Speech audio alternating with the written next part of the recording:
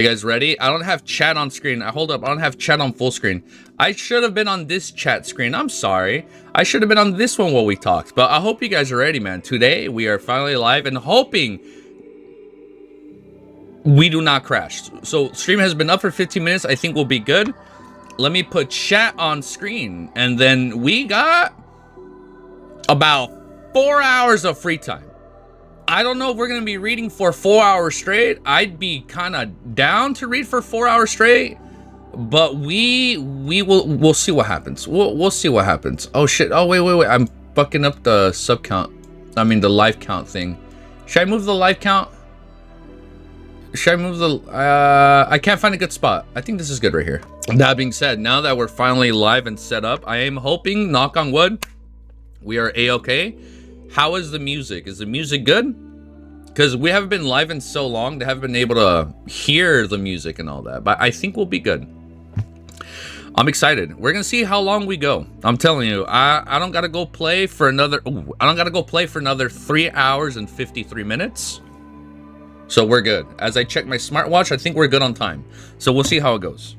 All right, dude. It's fucking insane, bro. How like action pack it is.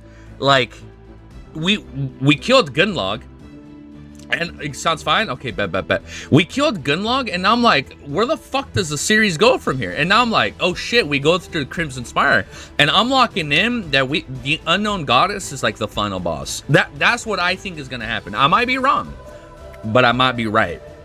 So we'll see what happens. So chapter 300. Is the music too hype yet? I'm sorry. I feel like the music is a little bit too hype. Let's hold up. Let's change the music. I feel like that's too hype. Let's save Griffith Tyler. His music goes hard, but let's just save it. Let's wait a little bit.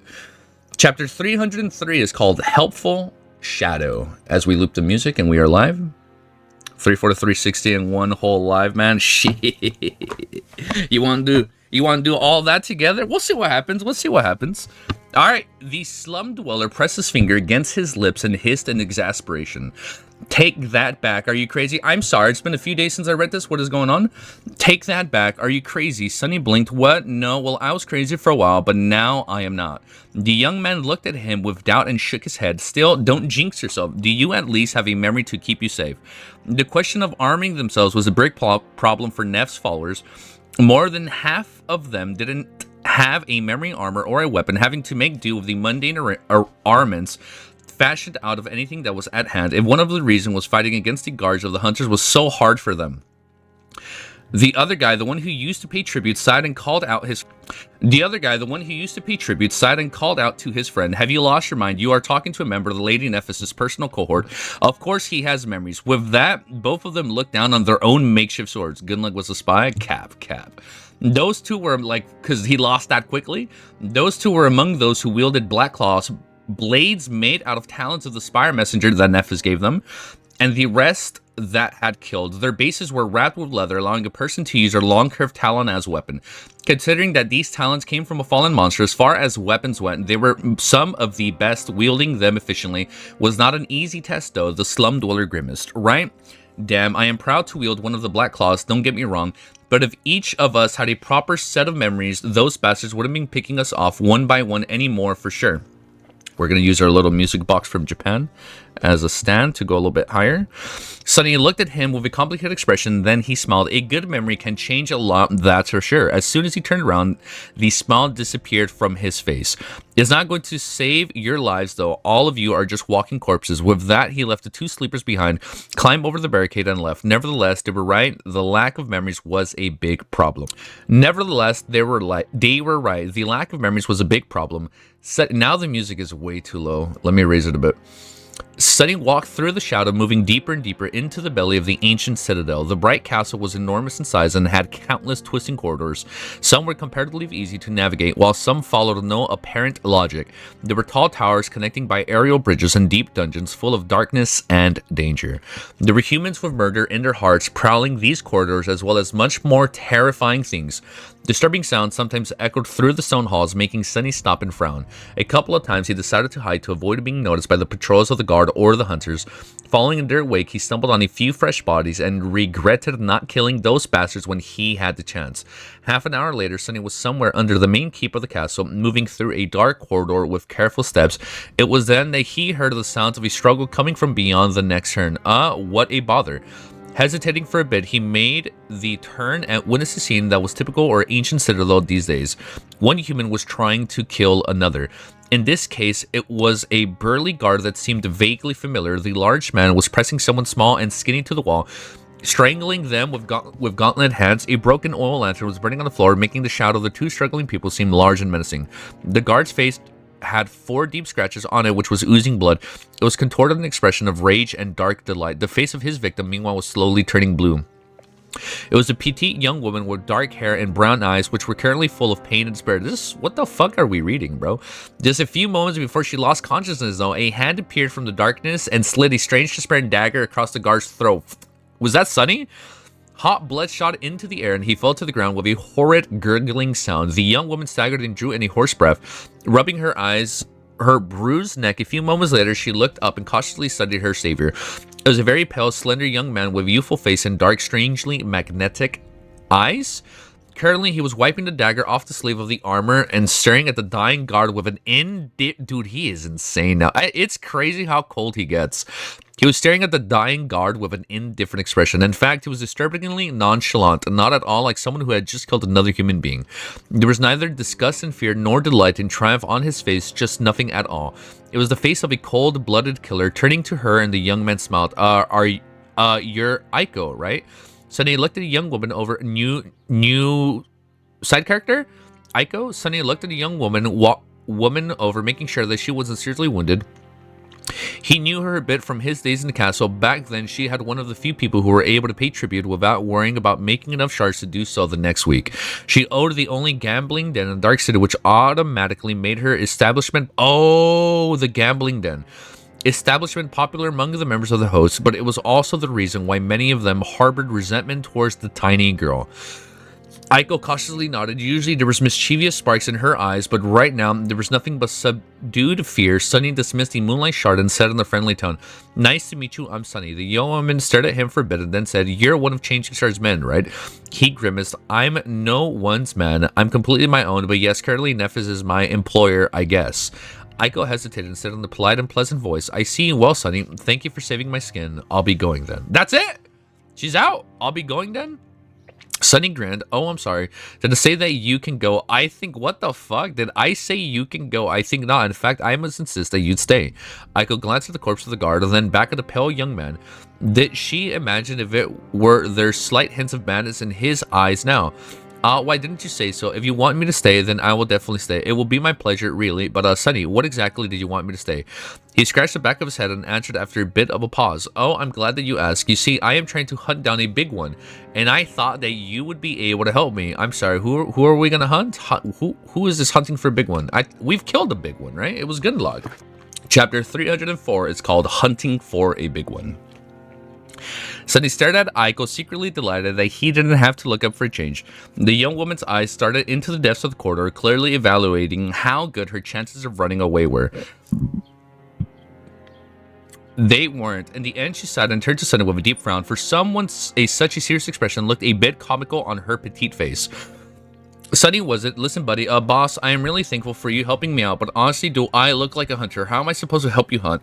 Maybe go ask one of the young, strong, manly friends." Then her eyes widened. "You're not planning on using me as bait, are you?" Sunny chuckled. No, nothing like that. It's just that for this particular hunt, you are the one who can help me. By the way, I didn't just stumble upon you by chance. I was watching you for a long time, actually. I'm sorry, so he knew what was happening to her and he was waiting? She paled a little. "Ah, I see. Well, to each their own, I guess. But still, I am not a warrior. I really think I won't be able to help you out this time, sadly." So he shook his head. "Relax, Aiko. You see, the big one I'm hunting is a friend of yours. Big, fat bastard named Steve. Or Stev. He's the one I'm after, and I know for a fact that you know where he is hiding because you're the one hiding him. So..." An expression of utter surprise appeared on Aiko's face with sincere confusion. She asked, "Wait, what, Stev? The memory... Oh, the memory market guy! That's where he bought the armor, right?" We just crashed. Yeah, for a second I forgot it was the memory market guy. That's the one where he bought the armor.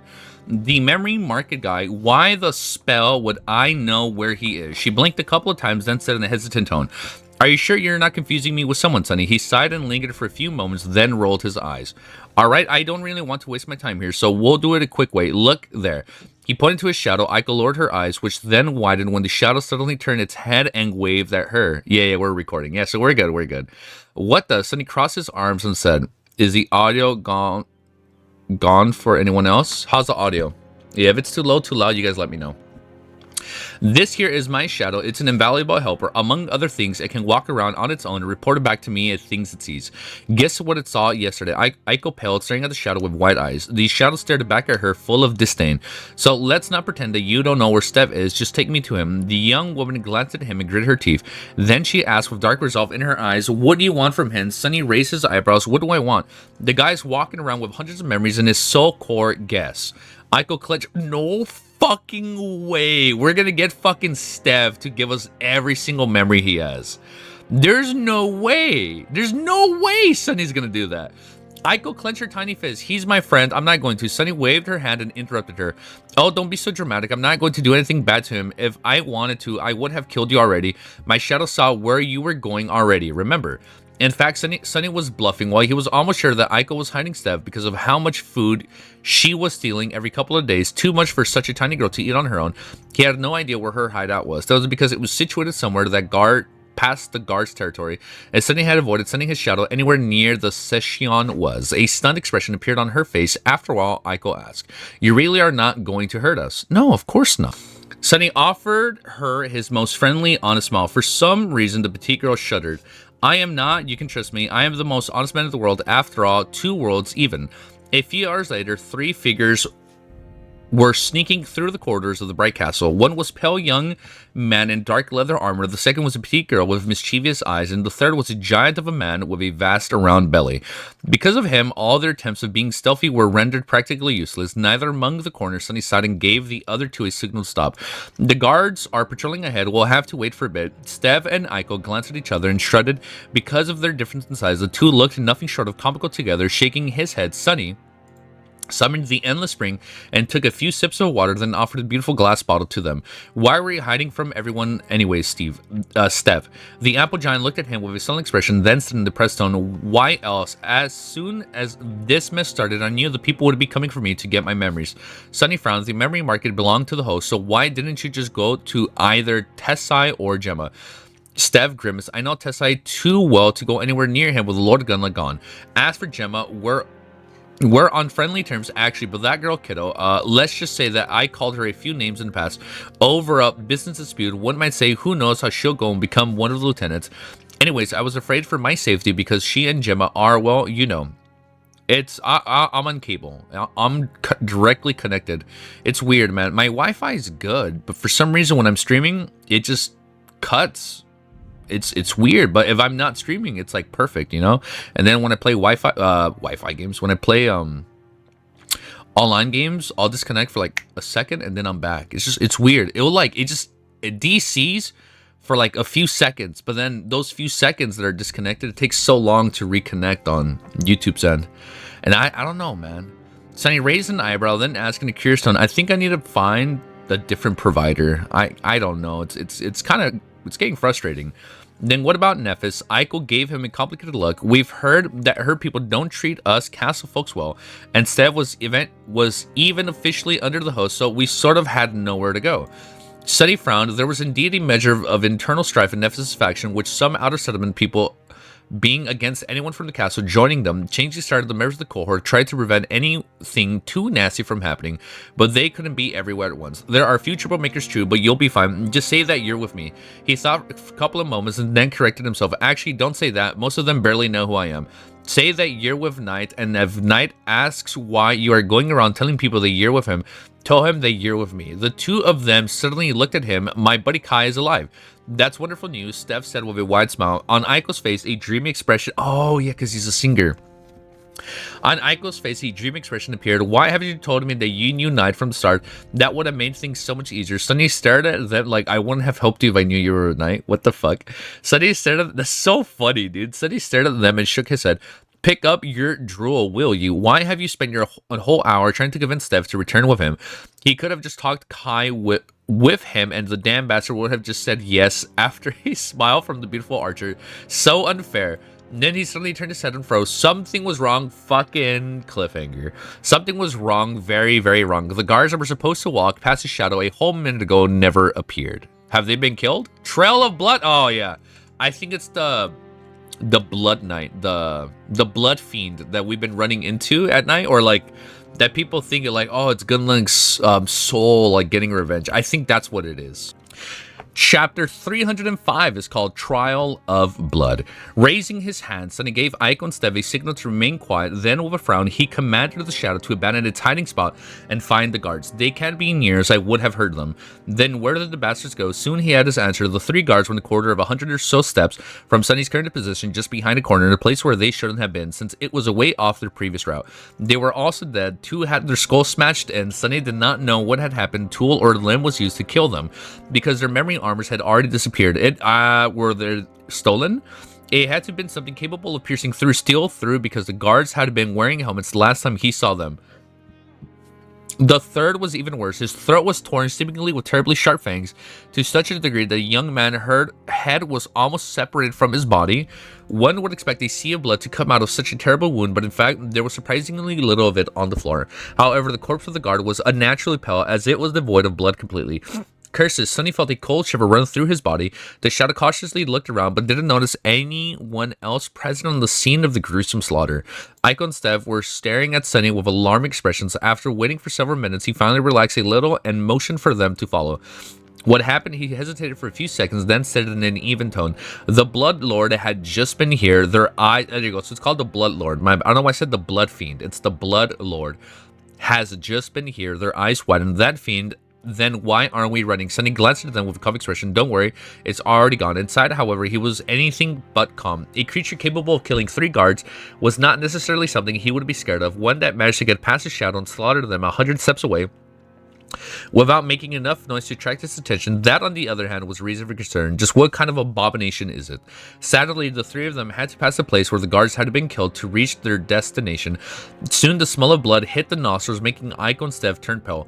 The bodies of the guards looked even more gruesome in person. Sunny frowned slightly with Aiko and Steph. They had to struggle to keep the contents of their stomachs inside. God's poor bastards. The Blood Lord you know what it is? I think it's no, it can't be Caster. I was like, maybe it's Caster because he's super fast, right? Because remember, like, he was sometimes like Sunny would lose him, right? I'm like, maybe it's him, and that's how he's going in and out quickly, but maybe we're wrong. Sunny did not say anything, looking around with a dark expression. He was hoping to notice something that his shadow had missed to give him a clue of what type of nightmare creature the Blood Lord was exactly. But there was no signs that anyone except for the 3 guards had been in the corridor in a long time. Hey, Sunny, can we please leave? This crap doesn't seem to bother you, but I mean, Steph seemed to be really scared. Just imagine what is going on. If she faints and falls, the whole cast will hear, probably. Sunny hesitated for a little, then nodded. Just before they left, however, Sunny had noticed something glint in the pool of the blood. The shadow had noticed it earlier because there was nothing to shine on the small object and make it reflect like the light back. Crouching, he reached out with his hands and picked up the bloodied piece of metal, then brought it close to his eyes to take a closer look. What is it? For a second, I thought it was a characteristic, but that's Lord of the Mysteries. Pressing between... Wow, my voice is... I feel it. You know that raspy, weird congestion you get, like, inside your body when you speak? I kind of feel it. Pressed between his fingers was an intricate silver earring in the shape of a flower blossom. It wasn't a charm memory, though. It was just a simple piece of jewelry. What is this thing doing here? With a confused scrawl, he lingered for a few moments, then stood up, turning away from the mangled corpses. Let's get out of here. Soon they returned to the barricades, creating the border of Changing Stars territory. The sleepers standing watch were surprised to see Sunny come back with 2 strangers, but let them in without asking any questions. Aiko raised an eyebrow. Aren't you guys going to inspect us? What if we're spies? The watchmen glanced at each other, and then one of them said, usually we would, but in Sunny, the petite young woman smiled. Oh, is he in a very high regard around here? The watchman gave a strange look, then coughed with a bit of embarrassment. It's not that. It's just that starting a conversation with him is, well, you know, a headache. Sunny stared at him with an offended expression. It's like, me? A headache?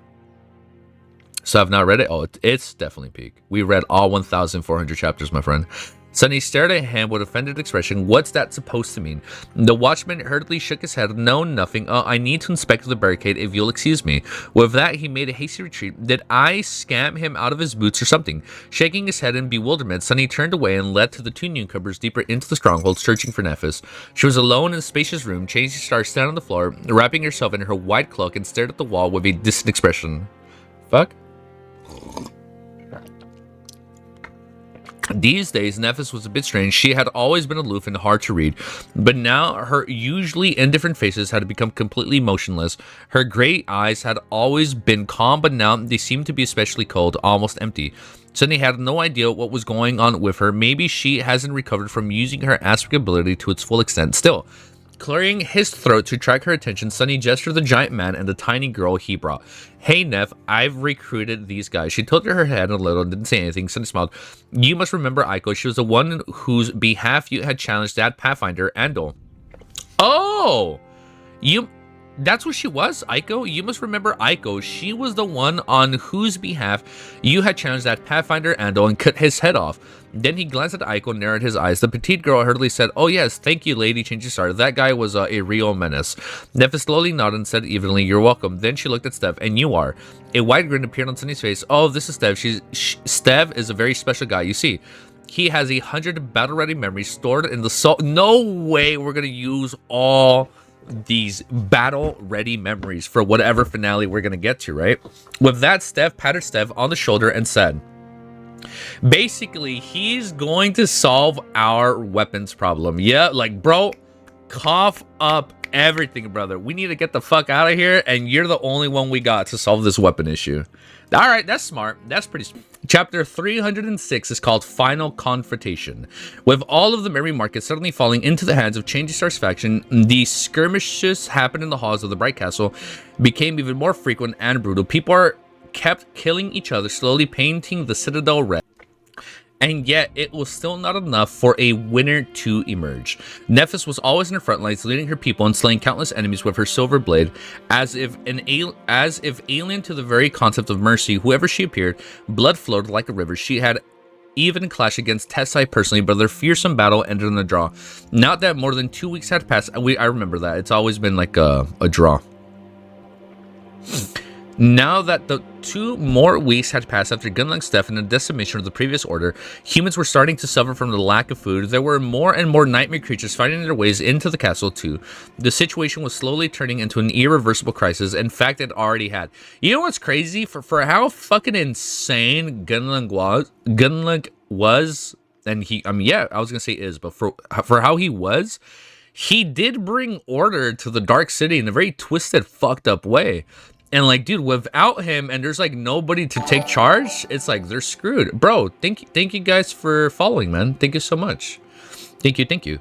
In fact, it already had the Civil War rage on, repairing human lives one after another, but also forging those who remained alive in a much more fearsome, powerful, and hardened fighters. And then suddenly the status quo was finally decimating, announcing to everyone left alive in the Bright Castle that the end was drawing close. The new lord was about to take his crown, and if not going to be the most notable or formidable of the candidates, it was going to be the most vicious. The news arrived in the stronghold of the Changing Star's faction in the darkest hour of the night. The scouts sent into the depths of the castle returned one after another, bringing with them shocking news. The castle guard had secretly launched an all-out assault on the stronghold held jointly by Gemma and Kiddo. Oh, they teamed up. The hunters were defeated, losing many of the numbers in the battle. Left without their protection, almost every artisan had been captured by the guards, while Kiddo herself had been killed by Tessa with her own 2 hands. After her death, Gemma and his surviving warriors had to flee. After the scouts made the report, a heavy silence settled over the stronghold. Everyone understood what was going to happen next. The faction formed by the alliance of the guards of the Handmaidens had already been the most powerful of the 3. Now that all the artisans were in their hands and most of the castle were under their control, they would be coming for Changing Star and her people next. That's fucking insane, dude. It's crazy how like brutal they got the second he was killed, right? In that silence, Nephis looked around at the pale faces of her followers and said, after a long and poignant pause. Stay strong, we will prevail. However, for the first time, her words did not seem to convince them. After a long and sleepless night, an unexpected visitor arrived in the stronghold. It was Gemma, the mighty leader of the hunters. The tall man looked very different from how he had it before. His laid-back attitude was gone, replaced with dark exhaustion. His face was grim and ashen, and his light armor was torn and covered with blood. He wished to speak with Changing Star. After she arrived in front of him, Gemma offered her the services of his remaining men in the struggle against Tessai. She tilted her head and asked, her voice emotionless, "What about your ambitions? Didn't you want to become the next lord?" Gemma was silent for a long time, the fire extinguished in his eyes. Finally, he said, "I never wanted to be a lord. It was Kittle's wish. Now that the damn butcher, now that she's dead, I don't care about the throne anymore." He paused, a mournful shadow veiling in his eyes, but then embers of scathing hatred ignited in his depths. Gemma gritted his teeth. "All I care about is to see Tessai die. If you can promise me that you will defeat him, I and my hunters will follow you to the end." Oh, we got a crew! Nephis was silent for a while, considering his words. Finally, she turned away and answered, "Signal for your men to come. We have some food to share, so eat your fill, prepare for tomorrow." With that, she walked away. Gemma stared at her back and yelled, "What happens tomorrow?" Changing Star paused for a moment and then answered without turning her head, "Tomorrow I will kill Tessai." Damn, yo, we're doing good, bro. How you doing, man? The next day, there were no scouts or no patrols sent out in the morning. Instead, everyone armed themselves, gathering together and marched to the throne room. Nephis was walking at the head of the army, clad in the star. This is such a crazy ass, like, little war we're getting in the Dark City. I didn't think we were like. I figured we'd get like an all-out civil war. But I thought it'd be against Gunling's faction, right? Like Nephis's faction and his faction, and then they clash. But it's like, this whole clash is happening after his death. Clad in the stark black and white armor of the Starlight Legion, on her breastplate, 7 shining stars were engraved. The Great Hall was just as they had left it 3 weeks ago. During that time, members of the 3 factions had gathered the bodies of their dead to give them proper burials, but the white marble floor was still painted red with blood. Tessa and his people were already waiting for them there. The Morso giant was sitting on the throne, looking down for its hide, its hands that were a terrifying heavy mace, still wet from the slaughter, suddenly Grimace noticing the difference between the 2 armies. Despite all their losses, there was still almost 100 guards left alive. Not only were they better equipped and trained than the slum dwellers, but now they also had the captured artisans on their side, supplying them with all kinds of tools, gears, and deadly inventions. The artisans themselves were besides them, some of them bound in chains, some simply imitated into submission. Their faces were pale, frightened, and bloodied. From their positions in front of the guards, it seemed as though Tessai was planning to use the poor people as meat shields against the Changing Star's assault. The handmaidens were also there, standing silently behind the guards. The quiet young woman used the maintained of the castle and complete various chores around it, though they were capable fighters as well.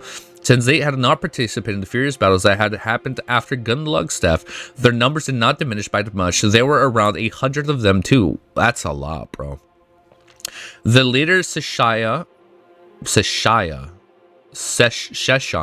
was also there at the base of the stairs that led to the throne. Looking at her, Sunny felt a cold shiver running down his spine. He couldn't explain it, but the beautiful and strange woman made him feel fear for some reason. Is she the blood? The blood king that's going around at night? Is that what it is? At first glance, Nephis had more people on her side. Not anymore, right? There were suddenly more than 300 of them, comprised mostly of the surviving slum dwellers, with several dozen tributaries and a dozen or so hunters added into the mix. But really, only about half of them was worth anything in the fight against the battle-hardened guards. Altogether, there were all the humans left alive in the Dark City, just shy of 600. Yo, what's up, man? This is all that's left? 600? Everyone else was already dead. And how many more were going to die today? Yo. The Throne of Light. Bro, so many fucking people are gonna die. It's Seishan. Thank you. I pronounced your name weird for some reason. The reason I said Shayan, I think because of all the names I've been reading in Warbreaker, like Vivenna, Siri, Lightsong, like Bluefingers. I don't know. I was reading it like as if it was a Brandon Sanderson name. Just, I don't know why I did that. No, yeah. I did pronounce it wrong. All right, man. Next chapter, bro. Chapter 307. I don't know if I can do an announcer voice, bro. I gotta save my voice. Like, in this quarter. Sorry, I know WrestleMania's tonight, so let me try my WrestleMania voice. In this quarter, Nephis and her 300 fighters. No, now we'll see how it goes. Chapter 307 is called Throne of Light. Two forces stood against each other, the desecrating expanse of the Great Hall separating them for now. The tense silence was full of bloodlust and dark apprehension. I feel like we should start playing some Griffith Tyler, yeah? I think we should start playing some Griffith Tyler. I feel like shit is about to go down. Sonny slowly made his way to the first row of the crowd, staring at the opposing mass of armored warriors with complicated expression. From his point of view, followers of Changing Star had little chance of winning this battle. They simply had no advantage against the Castle Guard, with the exception of the fact that there were more bodies that could be thrown into the sharp blades of the enemy. So this is one-sided? When you have time, yo, what's up, bro? Welcome, welcome. They simply had no advantage against the Castle Guard, with the exception of the fact that they had more bodies that they could throw the sharp blades of the enemy. Even if everyone here was mundane human, they would not have helped them prevail against a better armed and trained force. The fact that every single human in the throne room was a sleeper only made things worse. The potential difference in power between two awakened was much more vast than between two mundane fighters. Oh, this could be bad.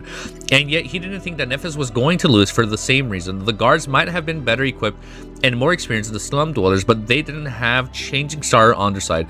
They didn't have Effie, Kasha, and Gemma. They didn't have Sunny. What the 50? Did you just send 50 gift members? Bro, Sal. Bro, you went fucking wild when we finished LOTM. Holy shit, dude. Dude. We haven't seen that in a while. Oh my god. Thank you, bro. Dude, you guys can all spam beautiful Ellie emotes now. Oh my god. Wow. I'm kind of speechless again, man. They call me the Bank of Hall for... Thank you, Bank of Hall. Everybody, make sure you pay your tributes to the Bank of Hall. Tell him thank you. He will take 1 memory shard for the week. Bro, thank you, man.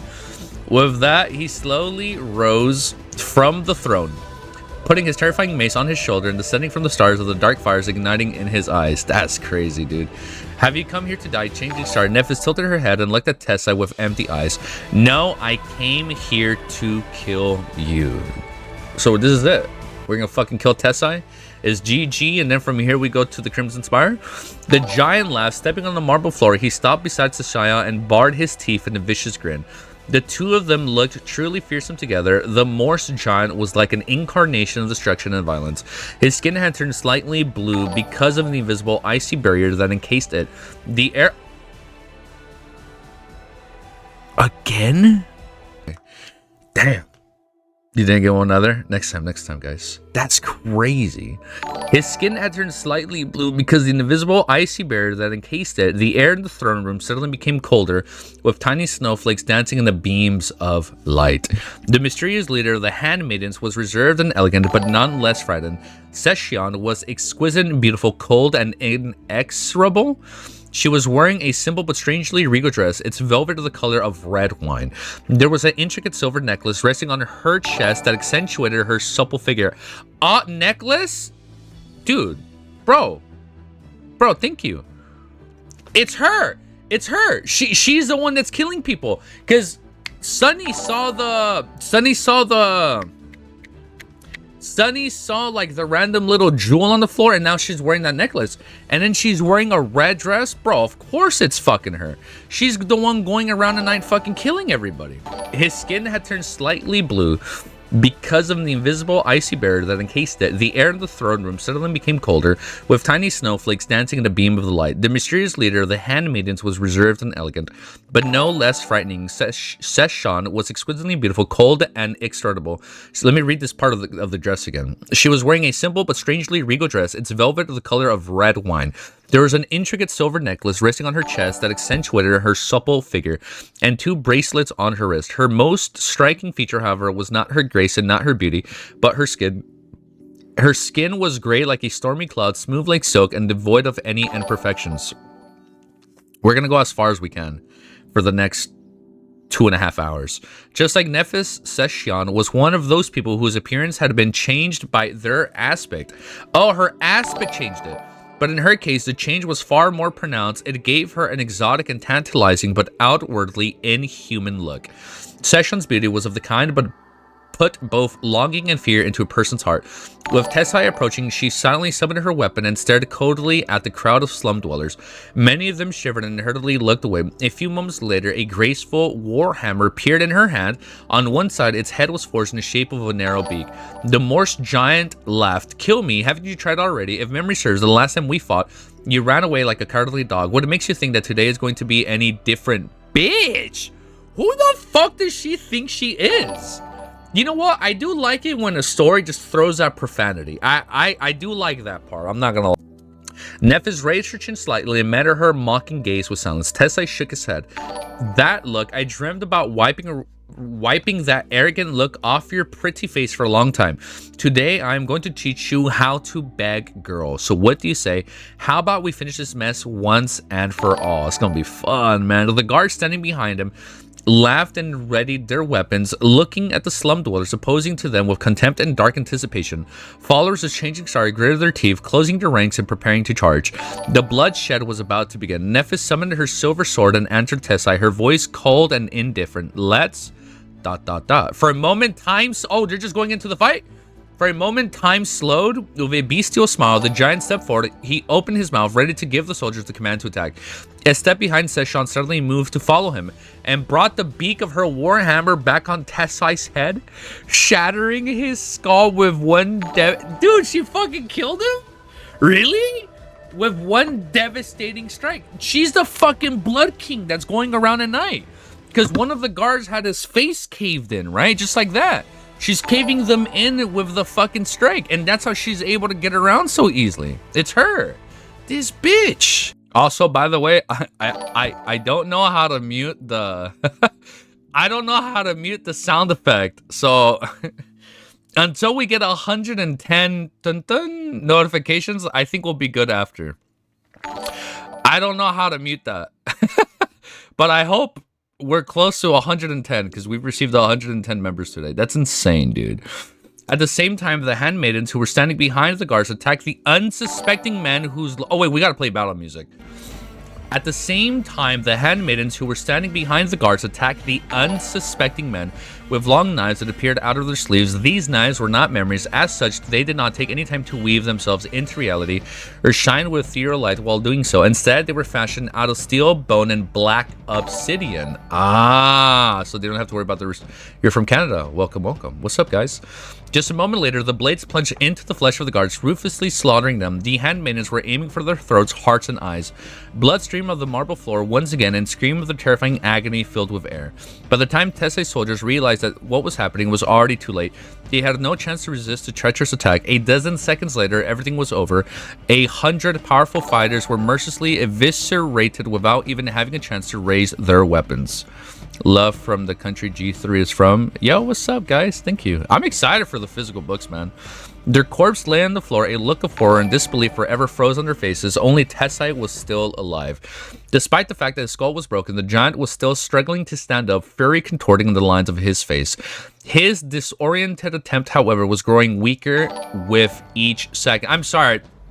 That flag...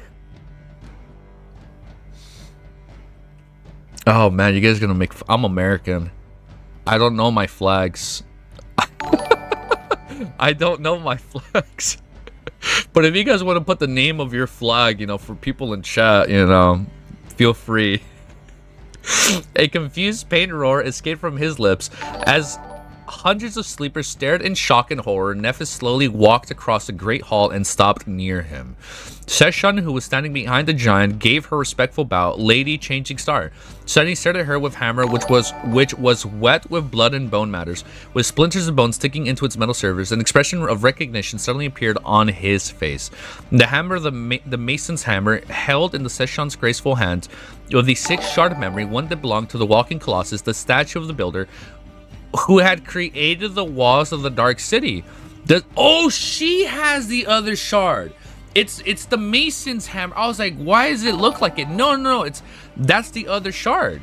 Held in Session's graceful hand was a 6 shard memory. So now we only have one that's unaccounted for. Got it. One that belonged to the walking colossus, the statue of the builder who had created the walls of the Dark City, the sunlight shard. Nephis gave the beautiful woman a court nod. Good job. Finally, the identity of the spy who had been helping her from within the castle was revealed. Oh! Then she turned to the dying giant and stared at him. Nephis' face was still and motionless, with no emotion appearing in her cold gray eyes. After a few moments, she said evenly, I promised to kill you. With that, she raised her sword and pierced Tessai's heart with one swift pierce strike. The giant man shuddered and then grew still. Retrieving her sword, Nephis closed her eyes and used it to support her weight. For a few moments, a slight tremor ran through her farty. That's crazy. So she was a spy. Ran through her body. That was for the war for the throne was over. The bright castle had finally found its new lady. So she's the throne of light? They found his new... Oh, shit. Oh, so now she got all the handmaidens on her side, right? What? That's... Wow. That was a pretty cool reveal with the spy. You know what? I'm surprised we didn't get a Guilty 3 cliffhanger. And then the spy was revealed. And then it's like, wait, who was the spy? That's cool. Heartbreak incoming. Whoa, chill. We're going to find out. We're going to find out what's this heartbreak. Before we continue, I figured it out. So we have the member icon right here. I think if I remove it, it'll probably stop. But I don't know if we should remove it. I'll leave it up to you guys. 110 gifted. I think we're coming up on 110. I think we're almost done with 110. Chapter 308. Oh wait, hold up. Flashbang right here. Let me close this. Chapter 308 is called The Handmaidens. In the aftermath of the castle guard's annihilation, the core members of the cohort gathered in the small room that was situated not far away from the Great Hall.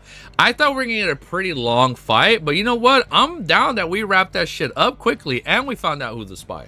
So now we should have more time to go to the Crimson Spire and see what happens over there. From there, they could hear the bodies of the slain guards being stripped of any valuables and then dragged away to be disposed of. They had to attract the hordes of the hungry nightmare creatures. Just like that, the former most powerful faction of the Bright Castle was no more. Judging by the expressions of everyone's faces, no one had been aware of the secret alliance between Nephis and the Handmaidens, perhaps with the exception of Cassie, but none of them dared to ask Changing Star about it. While Sunny had no such problem, staring at the intrepid leader with a dubious expression, he said, So when did you start working with Seishan? The Nephis glanced at him, then shrugged indifferently. Soon after you left. A slight spark appeared in his eyes. Why are you surprised? Sunny remained silent for a bit and then shook his head. No, not really. I figured out that your spy was one of the lieutenants a long time ago. I just didn't know which one, but I thought that either your cooperation ended with Gunlung's staff, or they had double-crossed you as soon as you got rid of him and them. As soon as you got rid of him for them. Changing Star smiled darkly. She wouldn't. Sunny frowned slightly, then asked, his voice full of cold, calculating curiosity. So why didn't she join your faction when all of this had started? Why go to such lengths to create this charade?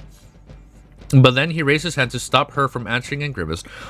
Actually, don't say anything. I can guess. If the Handmaidens joined us directly, the power of the faction would have been too immense, and that would pressure the other 3 lieutenants into joining forces again.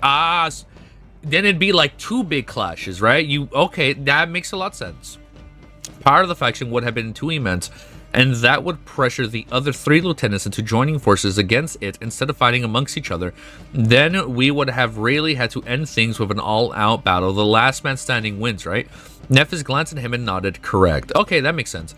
Not only did the 2 of them prevent Tessa and Gemma from considering an alliance, but they also eviscerated the castle guards without losing a single follower. How diabolical. Even a treacherous cheater like Sunny couldn't help but be impressed. However, there was one problem. His frown returned, not even deeper than before. If memory serves, the last time we talked about your spy, you said that she could never be trusted. You only trusted the information she provided. Why the change of heart? How come you were so confident that she would uphold her end of the deal? A pleasant velvet voice suddenly came from behind him. Maybe I can explain myself. What the hell? With a startled expression, Sunny turned around and saw the beautiful woman standing right in front of him. Up close, she was even more striking, with her strange gray skin seemingly shining soft in sunlight. How did she get so close without alerting neither me nor my shadow? He didn't like the fact that Can I look up artwork on her or no? On Seishan. He didn't like the fact that Seishan had been able to sneak up on him one bit. Things like that were not supposed to happen. The gorgeous woman, meanwhile, gave them reserved bow and said, Allow me to introduce myself. I am Song Seishan. Suddenly, Caster's eyes narrowed. A strange expression appeared on his face. Sunny did not miss the sudden change. Well, the fact that our proud son is reacting this way can mean only one thing. It's some legacy crap. Oh, my voice. My breasts feel a little weird. Sunny stared at Seishan, seeing her in a new light. He studied every detail that appeared, from the modest cut of her velvet dress to the glinting silver of her intricate necklace. She didn't look like a legacy, at least not the ones she had seen. However, one little detail of her appearance did give him a little pause. Noticing his gaze, Seishan offered a polite smile. No, I am not a true descendant of the great clan Song. However, I have been raised and cared by the clan leader herself. Like many other girls orphaned by the nightmare spell, as such, it is my duty and ardent wish to return to the real world and repay my debts. She lingered for a few seconds and lowered her voice. That is why, while you have no reason to trust in my character, you can trust in at least the fact that my wishes align with yours. I followed Gunlung because only he was able to give people a chance to survive on the Forgotten Shore. And I will follow Lady Nephis, Lady Changing Star, because only she can give us a chance to escape it. That is my belief, and that is what I will do. She is a Broken Sword's daughter, after all. Without having to discuss anything, everyone stared at Kai, who coughed and said in an embarrassed tone, yeah, all of this is true. She is very sincere. Effie raised an eyebrow and turned to Seishan and shrugged. Well, welcome to my team then, I guess. One afternoon... She's on the team? I'm down. I'll take it. Hell fucking yeah. One after another, the other members of the cohort repeated her greeting. Sunny was the last to speak. When it was his turn to greet the beautiful handmaiden, however, he remained quiet. Soon an awkward silence hung in the air. Sunny glanced at the rest of the people gathered there. Nephis, Cassie, Effie, Cassard, Kai, Seishan, and him. 1, 2, 3, 4, 5, 6. Now it's the 7. What did I say? The 7th would have been the 7th. The Spire was the 7th final member. And now we're closer to the prophecy. I thought it was somebody else, but we killed him already, so it's not him. 7 people in total. A few moments later, he turned to Seishan and stared at her for a bit, then finally said, his voice strangely surprised, "Welcome." She looked at him with a reverse smile. However, Sunny wasn't done talking. Quickly glancing somewhere left of Seishan's face, he hesitated for a little and then said, "Alright, I almost forgot. I found something of yours. I think you dropped it." With that, he raised a hand on the open palm, an intricate silver earring laying on the side of it covered with blood. Seishan looked at it for a few moments, then her lips suddenly parted, her smile wide, turning a wide and brilliant. Glancing at him with sparkling eyes, she said, "Thank you very much, Sunny, right? I thought I lost it." Her teeth were perfectly even, pearly, and spotless white. Oh, is she freaky? Is she gonna be a scary companion now? Because I like her energy. I really like her energy already. I think she's gonna fit into the team just well. All right, next chapter, chapter 309, is called "Where Dreams May Come." What is going to happen? Oh, it's a short chapter. In the next week or so, things move with terrible speed. Nephis became the ruler of the Bright Castle without any type of glorious ceremony or impassioned speech. No one questioned her authority anyways, as though it was a simple fact of life. In a sense, it was. Sunny found it interesting, however, she didn't take her seat on the white throne of the ancient citadel once. Even when there was a need for a large gathering, Changing Stars sat on the last step of the stairs leading to the throne, as if making a point to show the Bright Castle it did not belong to her, or perhaps that she did not belong to the Bright Castle. At first, he was sure that Nephis was going to push the people to march on the Crimson Spire immediately. That's what I'm thinking is going to happen. Just go straight away. But she didn't even mention it. When he confronted her about her plan, she simply said that they were going to wait until the winter solstice came before making any decisions. It was just a few days away anyways. In the meantime, everyone who left alive had a lot to do. There were just 500 people in the Dark City now. In less than a month, the human population of Forgotten Shore had been reduced by half. We went from 1,000 to 500. That many people, dude. So many more people are gonna die though when we go to the Crimson Spire. Dude, I think we're gonna get like 50 people at the Crimson Spire. I think only 10% is gonna make it out of the remaining 500. The outer settlement remained, and I think that's me being generous. The outer settlement remained completely abandoned, but even then, there were barely enough people to maintain and guard the Bright Castle. Nevertheless, they preserved. The hall and quarters of the ancient citadel were cleaned of blood and corpses. The nightmare creatures that had found their way inside were methodically hunted down and eliminated. The breaches in the defensive lines they had created were located and repaired. Nephis watchmen assumed the role, and the blurred castle guard manning the walls and protecting the stronghold from the outside threats. The hunting parties resumed their expeditions into the ruins. with hunters from outer settlements of the castle joining forces under the leadership of Effie and Gemma. Once again, there was food for everyone to eat and safely enjoy. Despite the harrowing hollows of the absence of so many young men and women who had died in the turmoil of the bloody struggle for the throne, no one mentioned the invisible scars left on the souls of those who had survived. Things also slowly started to resemble how they had been before. But behind this veil of normalcy, there were anything but. And the reason for that was changing Star and her crown of dawn. With the help of the miracle Oh! You're my goat? Yay, that's a goat comment right there, man. Thank you, bro. You're the goat. With the help of the miraculous shard of memory, humans of the Dark City were now able to only hunt more nightmare creatures, and with less risk, but also challenge fallen ruins of the cursed ruins. Not everyone was terrifying creatures. Oh, because she can enhance any memory. All the remaining 500, now they're also getting a boost. Now that everybody's back on the same side. Not every one of these terrifying creatures could be killed without paying too terrible a price, of course, but after so many years on the Forgotten Shore, experienced hunters knew a lot about various horrors populating the city. Putting knowledge together, they determined which one of these could challenge and survive.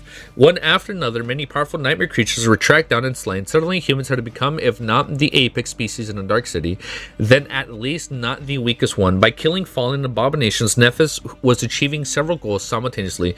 She was steadily accumulating an arsenal of memories to arm every person in the castle. Some of those memories were even of the ascended rank, and the number of such powerful armaments slowly grew. She and her warriors also brought back the large quantities of the soul shards, which were then given to the inhabitants of the castle to absorb and grow stronger. In an ironic twist of fate, it appeared as though now it was a bright lady who was paying tribute to her subjects, and not the other way around. This only made the respect and adoration people felt towards her grow stronger. But most importantly, perhaps, was the fact that through these hunts, she was training her people to fight together as a cohesive force and prevail against the creatures that were much more powerful than them. Guided by Cassie, the surviving artisans were hard at work too. They were applying their mastery and craft to close any gaps in how the humans of the Dark City were equipped and supplied for the battle against the Dream Realm. However, the nature of their tasks were drastically different now. If they had been in charge of maintaining their lifestyle of people leaving the castle as much as working to supply Gunlick's house with gear and equipment, now their only job was to create things people were going to need in battle. It was as though they were preparing for war. There were a few large projects that the artisans were working on that Sunny knew little about. These things were requested for them by Nephis herself. He suspected that they were going to become useful once the time to attack the Crimson Spire finally came. That's insane, bro. So we're actually gonna go. Nephis is 17, by the way. Yeah, it's like Sunny, even when we fought after we beat Gunlug, or like just like last stream, or like 2 reacts ago, it was like, man, we're all just a fucking bunch of children. Like, it's insane, bro. Everybody's either like a teenager in their early 20s, right? Or like late 20s, depending how long they've been in the spell. It's crazy, or in the realm, man. It's insane, dude. It's so fucked up, bro. Just like that, the Wilter... Oh, what the... We're already at the winter solstice. The attack to the Crimson Spire finally came. Just like that, the winter solstice came. Oh, here we fucking go. On this day, exactly a year ago, Sunny had arrived on the Forgotten Shore. It was hard to believe that he had survived here for so long, that any of them had. But also seemed as though 1 year was not enough to encompass it all. You know what's even more funny? I'm feeling this even more, because I started this 1 year ago, by the way. Like, the other day on Discord, you guys were talking about it, like, yo, man, Easy started this 1 year ago. Isn't that insane? I know it's taking us so long to read it because we're mostly reading Lord of the Mysteries, but it's insane. I started this a year ago, and I'm sorry it's taken a year to read the Forgotten Shore, but I feel more connected to this first arc now because it's taking us so long. Pick was still being open. I'm ready, dude. Just like that, the winter solstice came. On this day, exactly a year ago, Sunny had arrived in Forgotten Shore. It was hard to believe that he had survived here for so long, that any of them had, but it also seemed as though 1 year was not enough to encompass it at all. It felt more like a lifetime, several lifetimes perhaps. It was also on this day, a year later, that Sunny turned 18. Oh. Remembering his previous birthday, a slight smile appeared on his lips. Back then, Cassie, who had been a complete stranger, offered him unexpected congratulations. He also made plans to celebrate his next birthday as an awakened by drinking a cup of coffee with lots of milk and sugar. Damn. It was also on this day a year later. Damn, look at that. Those dreams were not meant to come true. Instead, Sunny met his 18th birthday in an empty hall of the Tower of Dusk, practicing the steps of the shadow dance, sweat streaming down his lithe and strong body. These days, he felt that he was almost there, just a little bit more. The first level, I see brackets at the bottom. I don't know what's going on. And the first level of the mastery over his mysterious aspect legacy would be his. It was already in reach. One more thing happened on that day. As Sunny continued to train, the subtle, familiar voice of the spell suddenly whispered into his ear, "Your shadow has evolved." His shadow evolved? Wait, no way. That's the first time that's ever happened. Hold up. This is, I'm pretty sure, this is the first time we've ever had this text. Your shadow has evolved. We've always, oh my gosh, Shadow Demon. We've always had his, we've always had the spell tell him, like, your shadow grows stronger. But it finally evolved. Oh, bro, what's gonna happen? So now we have a Shadow Demon? So we went from Shadow to Shadow Demon. Saint? Bro, let's see what the fuck happens. Yo, first time live? Oh, wait, it happened with the Saint? Wait, no, I know the Saint evolved. But I assume it's his shadow, like his, like the shadow, his shadow scout, like his direct shadow, not like the Shadow Saint. But this is the first time his like actual shadow has evolved. All right, so now our shadow is the Shadow Demon. This has to be pretty important, right? This has to be important. Chapter 310 is called Shadow Demon. All right, Shadow Demon. Lowering his sword, Sunny's update. Are we good? Are we live? Are we recording? Yes. Lowering his sword, Sunny stood in the silence of the empty room. For a while, in the window of the distant axis of the Crimson Spire loomed. The light of dawn slowly painted it red. A subtle smile appeared on his face. "Aw, thank you, Spell. What a nice birthday present. Saint is his shadow." But, well, yes, I know the Saint is his shadow. But I assume we're referencing, like, his shadow, not necessarily the Saint, right? But we'll see, we'll see. Summoning the endless spring, he greedily drank delicious cold water, then sat on the floor, crossing his legs and drawing a few steps breaths. Let's take a look. Leaving his rays behind, Sunny dove into the soul sea and walked past the rows of the motionless shadows. A long time ago... Oh! She's been evolving this whole time. Ah, I got it. Not his shadow. I get you. The Saint. I forgot the Saint has been evolving the whole time since we killed the Black Knight. Sorry, that was engagement bait. I meant Shadow Saint. Sorry. Let's take a look. Leaving his words behind, Sunny dove into the soul sea and walked past the rows of the motionless shadows. A long time ago, there had been just a handful of them. Now hundreds of dark silhouettes watched silently as he approached the Tenbro sun of the Shadow Core. Among them were all kinds of horrors. Creatures who'd appeared alone would drive weaker men insane. The Mountain King was there. The Black Knight was there too. The terrifying Spire messenger stood lifelessly on the tranquil surface of the water. Yeah, it was all engagement bait.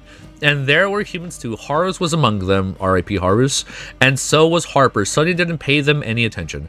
Standing beneath the Shadow Core, he sighed and summoned the runes. Name Sunless, true name lost from light. Rank Dreamer, Shadow Core dormant. Shadow Fragments 977 out of 1,000. Oh, we're gonna get 1,000 at the Crimson Spire. There's no shot he doesn't get the remaining 23 Shadow Cores over there. It was so close to accumulating the whole 1,000. Somebody really wanted to. He could have abandoned cautious and pushed to reach it before the inevitable journey to the Crimson Spire. However, he was wary of delving into anything unknown right before the fateful confrontation. He also felt that his time was better spent consolidating and perfecting everything that he had already learned and earned, not wasting it trying to acquire something new. Still, it was not an easy decision. With a sigh, he continued reading. Memories, Silver Bell, Puppeteer Shroud, Midnight Shard, Ordinary Rock, Prowling Thorn, Endless Spring, Blood Blossom, Moonlight Shard, Old Weaver's Mask. Echoes. Shadows. He tilted his head and read, and the amused expression appeared on his face. Marble Saint. We went from Stone Saint to Marble Saint. Marble. How fitting. Without wasting any more time, he summoned his shadow from the depths of the core. She appeared in the whirlwind of black flames, standing in front of him with her usual taciturn aloofness. However, Sunny couldn't help but gasp. The Saint was indeed changed. She grew taller and was now even more oppressive. Her graceful stone-like armor, which had looked as though it was cut from a granite before, was now entirely black and glossy, like obsidian or onyx. In fact, it was very much like the shattered onyx armor he had purchased with Kai's help. Her skin, on the contrary, became smooth as white as alabaster. At least the small portion of it he could see through the visor of the helmet. Saint seemed much stronger, aware, deadly, but that was not what made Sunny gasp. The thing that stunned him was what hid beneath the armor. With the shadow that was populating Saint's body, there used to be 2 ethereal dark embers, but now there was 3. Ordinary Rock, you can call me the GOAT. We'll call him the GOAT. He did save, the Rock literally did save Sunny a few times. Sunny stared at her for a while. Did she rise to a higher class? Finally, he calmed down and made the runes describing the shadow appear. A moment later, his hopes were proven true. So she went up a rank. Shadow Marble Saint, Shadow rank awakened. Shadow class demon. She is a demon now. Shadow tributes, Battle Master, Stalwart, and Spark of Divinity. The next line had not been there before. Sunny held his breath. She has abilities. Oh, because she leveled up. Ordinary Rock is as strong as the universe feels. Bro, dude, I'll be honest. I'm excited for like the Ordinary Rock to level up like the Saint and it be like called the Unordinary Rock. I'm like, oh shit, and then... and then he has shadow abilities or some crazy stupid shit like that. I'd be down for that. I wouldn't mind that. Like in video games, you know, sometimes you gotta like fully max out a goofy ass weapon, you know, sometimes that's just how you gotta do it. Shadow abilities, Weapon Sage, Underworld Armament. He lingered for a moment, trying to suppress a triumphant smile. He had always known the Saint was not a typical nightmare creature, but to think that she would acquire an actual ability before even becoming a devil, and not just 1 but 2. Burning with anticipation, he read on. Weapon Sage ability description: Shadow Saint can effectively wield any weapon type memory. Any? Underworld Armament ability description: Shadow Saint's armor can accommodate a charm memory to inherit its enchantments. Sunny was silent for a bit, then turned his head and stared at the taciturn monster. No, not monster, demon. A satisfied smile finally appeared on his face. Ah, how wonderful. Not only had his shadow grown tremendously stronger, but she now had also had the ability to use any weapon he would provide for her, as well as reinforce her armor with all kinds of powerful enchantments. Yo, this is broken. Yeah, dude, I'm down if the Ordinary Rock like actually levels up to that point. The possibilities it could provide her were truly endless. The potential combinations, the flexibility, all of it took was to find proper memories. Sunny shook his head and grinned. Before, he had sometimes thought that Saint was really suitable to command an army, but now he understood that he had been wrong. She was the army, by the way. Not she's part of the army. She fucking is the army. She was the army. A few hours later, the members of Nephis cohort gathered on the roof of the old hunting lodge, which still stood at the edge of the slum. Seshan was also there, which made Sunny slightly uncomfortable. He didn't let it show on his face. However, the outer settlement was desolate and empty. There was no desperate hunger youths among anymore. All of them were now either safely hidden behind the castle walls or dead. I was like, oh yeah, they're all safe, but no, some are also dead. Saint X Sunny versus Sunny X Nephis. Our battle will be legendary. Dude, when they team up, gonna be legendary. It's gonna be sick. Now the one thing I am waiting for, I'm waiting for the Saint to reach a point where she is so strong that she can like verbally speak, right? Like, I don't know if you guys like solo leveling. When I was reading LOTM, people did not like solo leveling. So I don't know if you guys vibe with solo leveling, but what I liked about solo leveling was Sung Jin Woo's shadows grew to a very like a high level point. They were able to speak and they'd be like, my liege, my monarch. So I would love for like the Stone Saint to level up to a point where she can speak and she's like, my master. Oh, I'd be so down for that, bro. That'd be so sick. It was just the 7 of them. They came to see Kai off. So now that the new winter solstice is here, are we waiting to see if more people show up, or are we just charging in? I assume we'll find out. I assume my answer will be answered in a bit, but we'll see. It was just that the 7 of them, they came to see Kai off. The charming archer was standing near the edge of the roof, checking his equipment for the last time. Is he going to go scout? He was wearing a new stylish armor and leather jacket with fur on its collar. On his back, there was a quiver full of arrows and a backpack with water, food, and other supplies necessary for a long journey. Sun didn't know about the rest, but his heart was heavy. As though reaching his thoughts, Kai turned around and smiled. Really, guys, don't worry, I'll be fine. This is not my first time spending some quality time in the labyrinth. No one answered, knowing that this mission entrusted to Nightingale this time was especially dangerous, but also important. He had to leave the dark city and explore the vastness of the Garden Shore in search of new humans sent here. It literally got answered in a second. Vastness of the Forgotten Shore in search of new humans sent here by the spell. Today was the day of the winter solstice, and that meant that out there in the real world, thousands upon thousands of sleepers were currently preparing to enter the pods and arrive in the dream realm. Sunny shouted, "Just don't bring back anyone as irritating as you, alright?" Dude, Sunny's a fucking jokester, bro. Yeah, yep, we're waiting. Kai chuckled, no promises. With that, he waved them goodbye. Well, wish me good luck. If Kai dies, I'm gonna be so mad. Nah, we also don't like it because people compare the two. LOL. With that, damn, everybody hates solo leveling.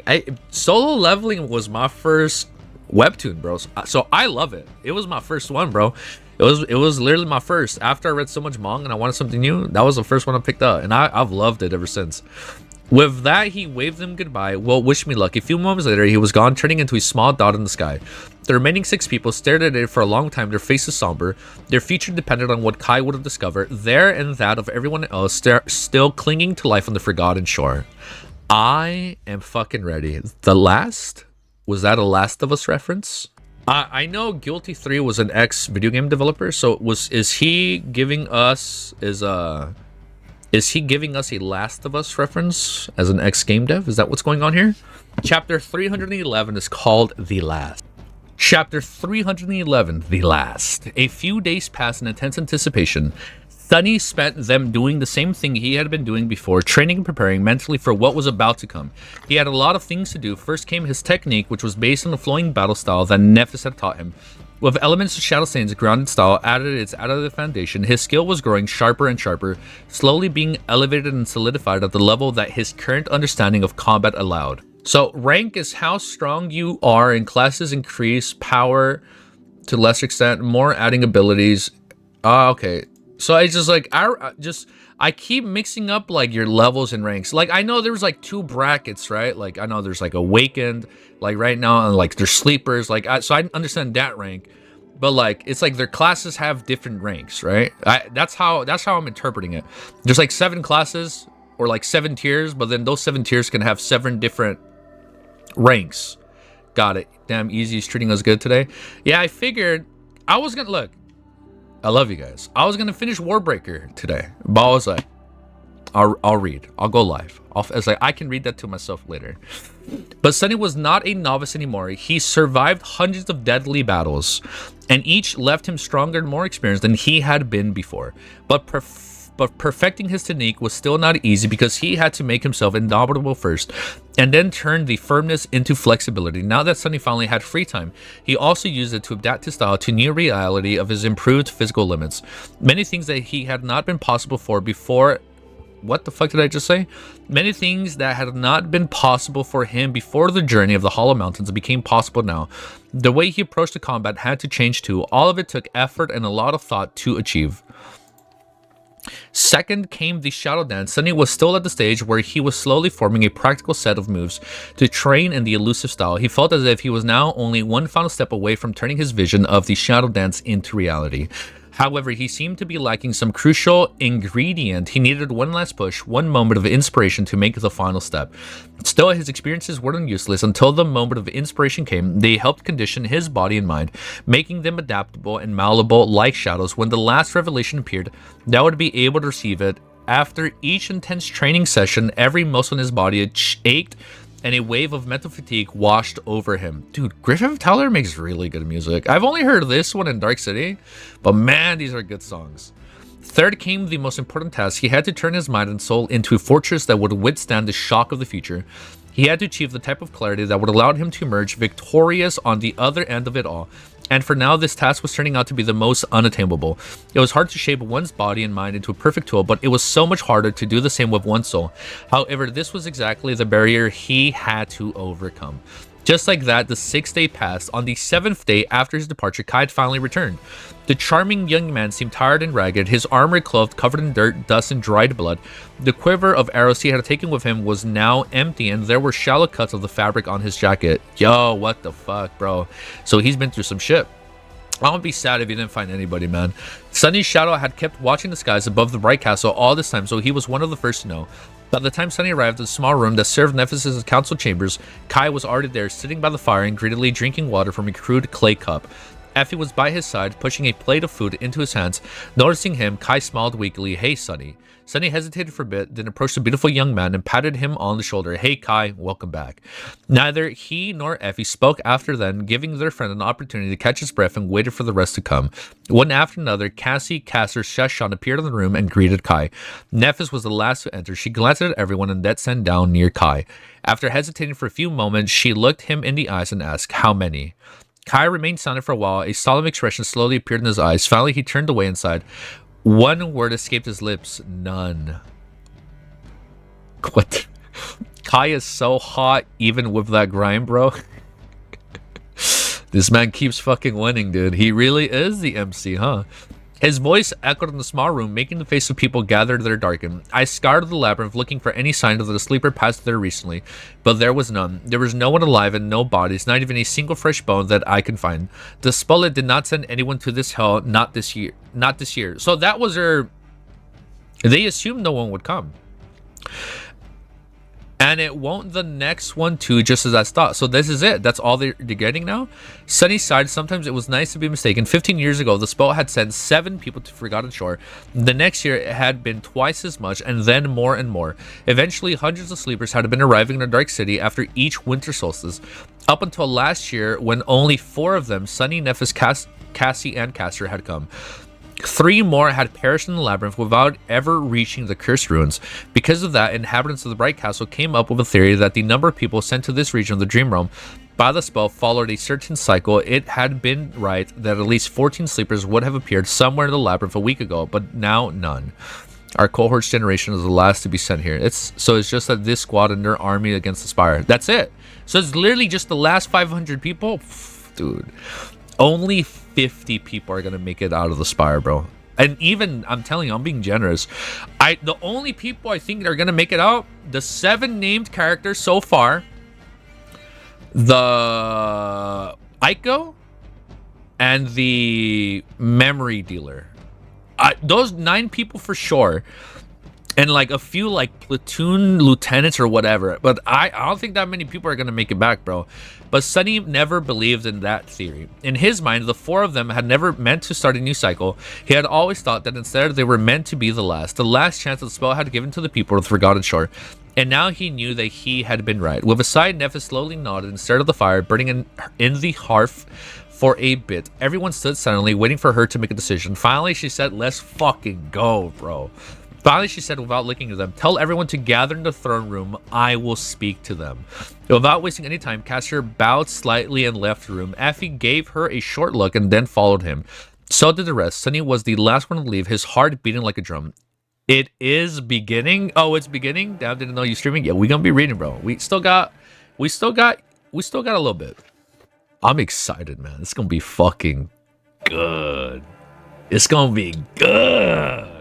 Let me record this. I figured it out. I figured out the solstice. I figured out it. The whole solstice cycle was a bell curve, right? It's like this. You know, in maths, when you do the bell curves, you guys have done the maths. When the math is mathing, you start at 7, 14. You keep going up. You reach a very, very high point, and then you dip back down the bell curve. And eventually, you end up where you started. Just like this. You start here. This is 7. You get that really, really high number, and then bam, you end up at 7. And I assume that's like the every winter solstice and the spell starts bringing in people. You start at 7, you end at 7. And I think that's what it was. I'm gonna try and upload it right away. No, you're good. You're good. I'll try and have it up within the day, depending on how long it renders. If I have to leave right when I end stream, I probably won't be able to upload it right away. So I'll just probably upload when I get back, and it'll be ready like tomorrow, and then I'll do the thumbnail. But within 24 hours to 36 hours, it's up pretty much. But chapter 312 is called Invisible Chains. I am so fucking excited, bro. I took a peek at Griffith Tyler's music. I think there was a song for Nephis, and then there was a song that said Crimson Spire, and I didn't read the rest. I was like, I'm gonna save that song. You mean Cycles? Yeah.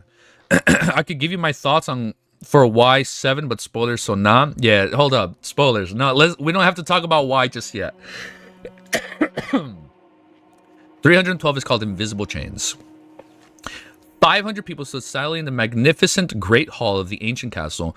Beings of sunlight were falling through the tall windows, making the air appear bright and effervescent.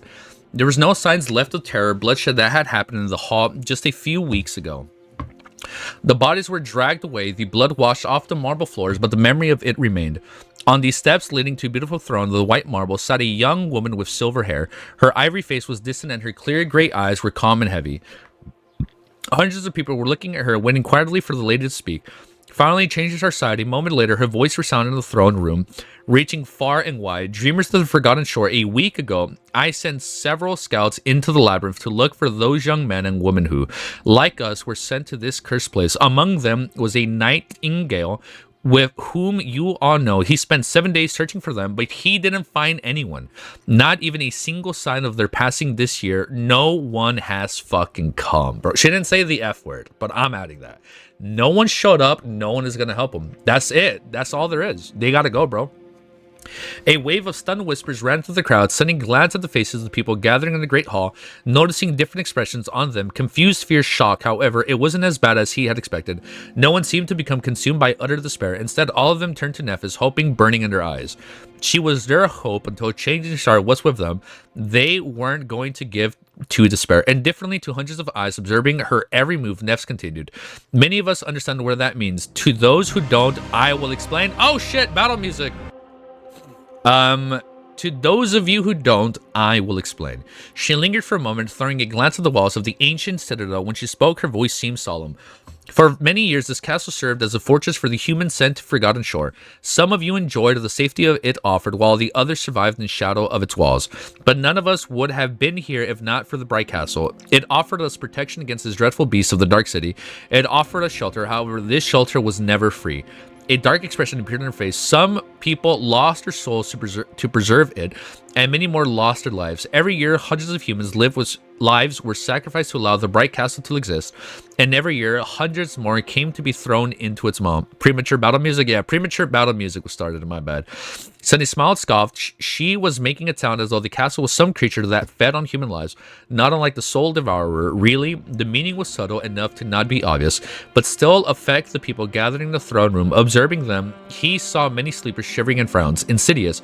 I'm gonna say it right now.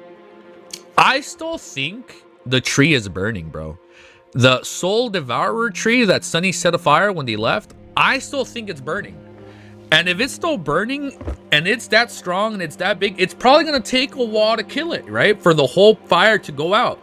So I think at some point in this arc, Sunny is going to be weak. He's losing. And then we're going to get this little pop-up. You have slain the soul devourer tree. Like, what the? And he's like, yo, what the fuck? It was still burning. And then he gets the 1,000 shadow fragments.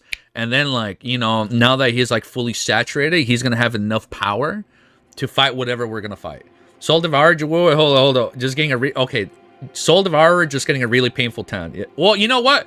And I think that painful tan is going to run out. Okay. And I think it's going to run out at the end of this arc. I still believe that, okay? I'm still locking in that bet.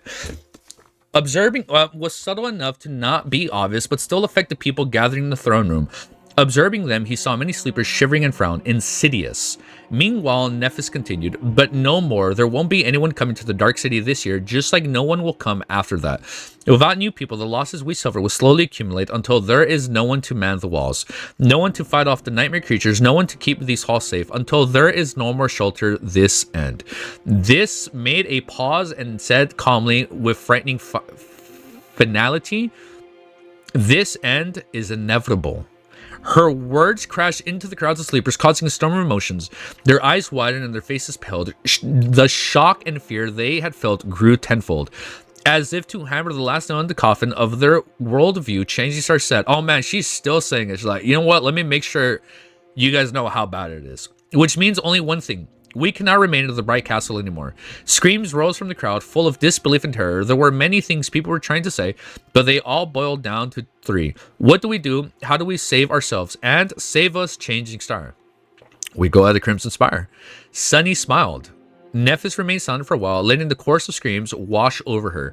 And then white flames ignited in her eyes, making everyone fall silent. Her voice resounded once more between the walls of the great hall, penetrating through the crowd like a sharp blade. But this is not the end of us. A long time ago, I made you a promise, and I intend to keep it. She suddenly rose, towering over the crowd like a shining, ruinous angel.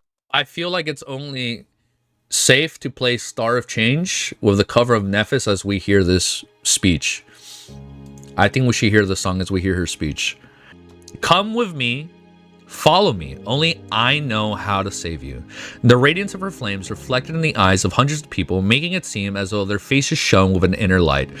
Her words had submerged them into utter darkness and then gave them a beacon to find a way out of it. Yo, this song is actually kind of sad. What the fuck? This is a good speech. Oh shit. Oh, anime music? I don't know about anime music. Yeah, that's definitely not safe, but that song goes so hard. Come with me, follow me. I know how to save you. Stream crash, but we'll keep going. The radiance of her flames reflected in the eyes of hundreds of people, making it seem as though their faces shone with an inner light. Her words had submerged them into utter darkness and then gave them a beacon to find a way out of it. What a fucking good speech. That beacon burned with the most seductive of lights, the light of hope, and that hope was synonymous with her. Changing Star slowly descended from the steps, her words echoing from the marble walls of the throne room. Follow me and I will lead you out of this hell. Follow me and I will show you the path back to your homes, but make no mistake. She stopped and remained silent for a few long moments. When she spoke again, her voice sounded calmer and colder. Heavier. The road ahead will be long and arduous. Not everyone will make it. The weak will die, the strong will die too. And those who remain won't be the same, but there's one thing I can promise you. Nephis entered the crowd and looked at the people surrounding her with absolute resolve, burning in her beautiful eyes. Follow me and you will never be slaves. I'm about to cry. This is a good speech. Yo, this song is hitting, dude. This is a good speech. Follow me and you will never be slaves. Sunny shivered, feeling as though she was speaking to him alone. Everyone in the great hall felt the same way, perhaps. Oh, let me lower the volume down a bit. Everyone in the hall felt the same way, perhaps. Staring directly into their souls, Changes her spoke. Slaves to your fear, slaves to your fate. Slave to the nightmare spell. Come with me, and whether you live or die, you will do so as humans, not cowering beasts. She closed her eyes and exhaled, then looked down. Finally, she said, the passion disappearing from her voice. But I will not force anyone to follow me. Ever. Whether you come with me or stay is your own choice. There is no shame in saying those who do not wish to go may leave this hall right now. Sunny looked at the sleepers, trying to guess what the reaction would be. People were, no one is gonna leave, right? Damn. No one's gonna, I already know it. No one's gonna leave. Everybody stays. Sunny looked at the sleepers, trying to guess what their reactions would be. People were staring at each other, doubt and fear written on their faces. Not everyone was enthralled by Changing Star. Not everyone was brave and strong. Not everyone was ready to die fighting.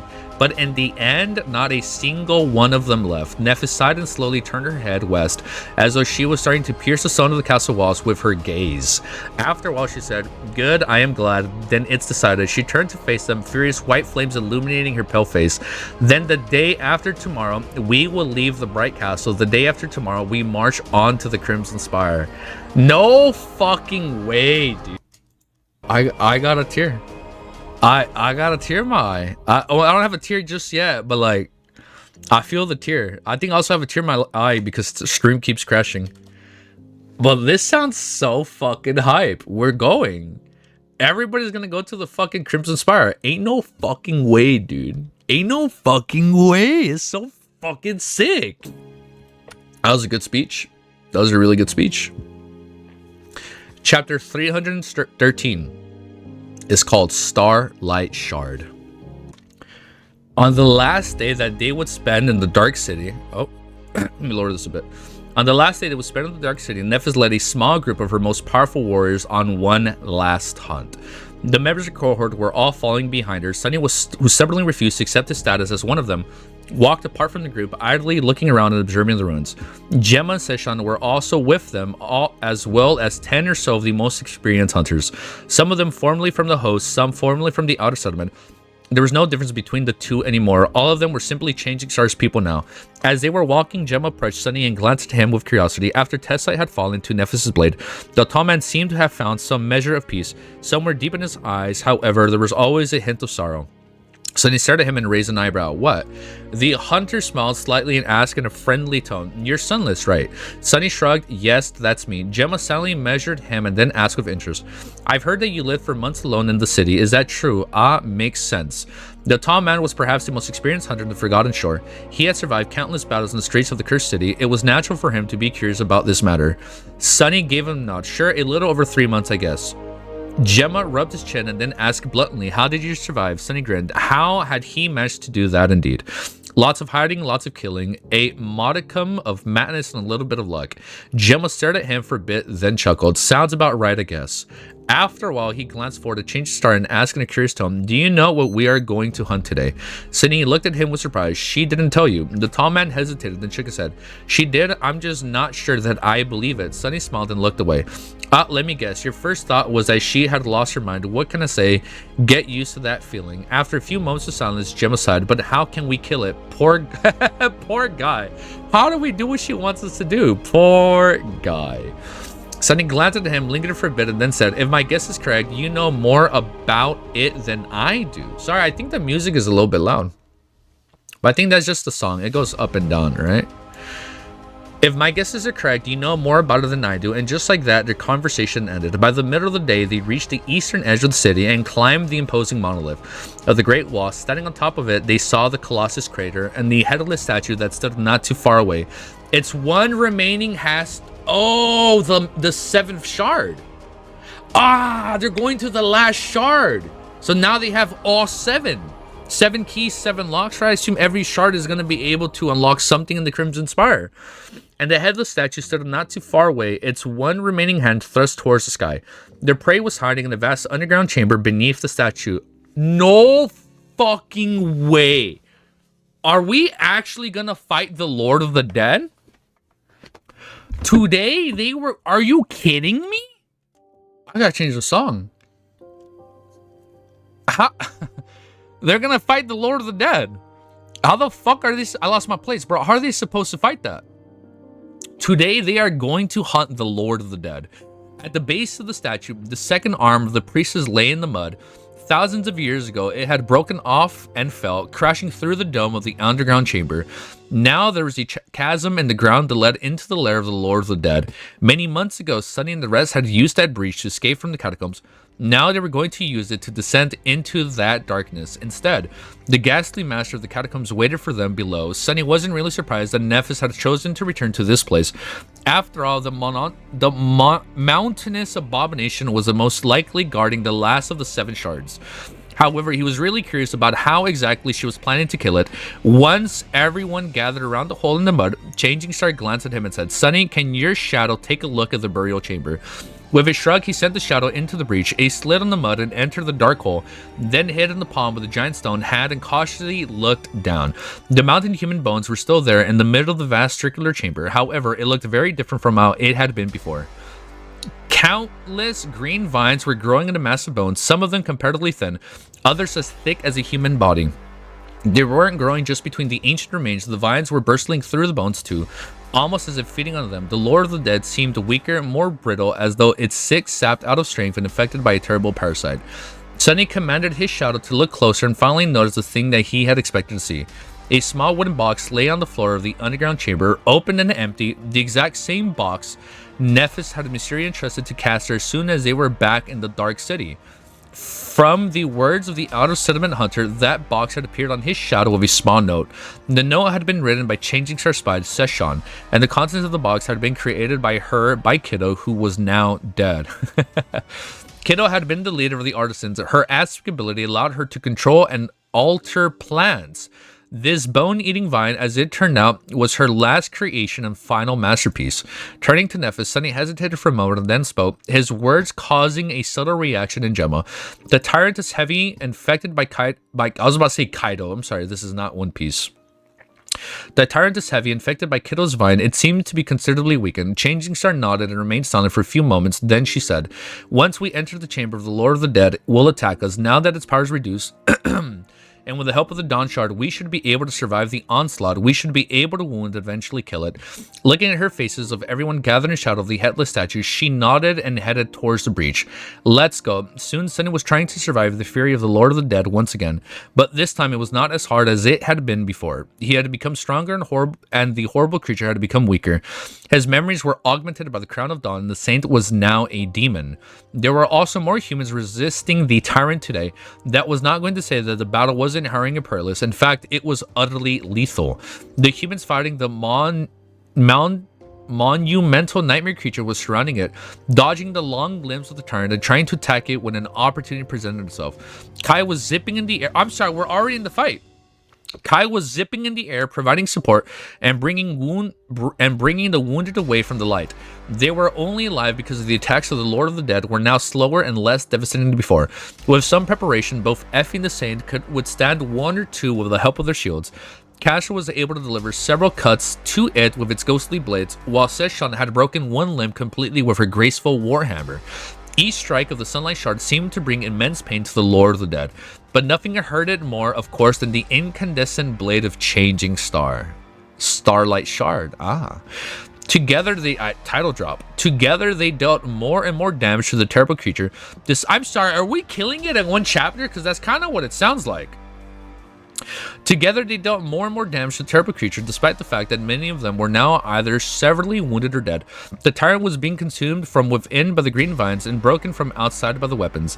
And then, after long and arduous battle, a huge layer of bones fell from the body of the Lord of the Dead, revealing its inner core. The core, which was made of human skulls and coagulated blood, was absolutely terrifying, malignant, and abhorrent. It is the death, a shape of a fat, white It died already? I'm sorry. I'm not mad. I'm impressed, but I'm kind of sad that we killed the Lord of the Dead that quickly. But I assume we got more pressing shit at the Crimson Spire, so I'm not gonna be mad. I thought we were just gonna get like a longer, cool, fucking badass fight, but this is badass. It was like a rapid fire badass fight. Like we didn't even get a full chapter. We got like 3/4 of a chapter, but that's still fucking cool. In its death, a shape of a fat white maggot could be seen curled into a ball. At that moment, Effie suddenly stepped forward, twisting her body, and threw the dust shard at it, disgust with a deafening cry. The shield that was said to contain the weight of heaven streaked through the air with terrible speed and hit the inner core of the Tyrant, crushing through it like a wrecking ball. It cut the maggot in half and exited the body of the Lord of the Dead from the other side in a torrent of broken bones. Then it fell to the ground, shattering the stone floor of the chamber and sending it a net of cracks running through it from the point of impact. The mountain of bones froze, then shredded, and then it crumbled. Everyone stared at Effie, shocked hope burning in their eyes. On her face, there was a dark, mournful expression. Belatedly, Sunny remembered that the members of the original cohort that the boisterous hunters had belonged to all perished here, killed either by the undead army of the Lord of the Dead itself. A few moments later, Effie sighed and turned her face away, hiding it from everyone. Then she raised a hand and made it into a fist.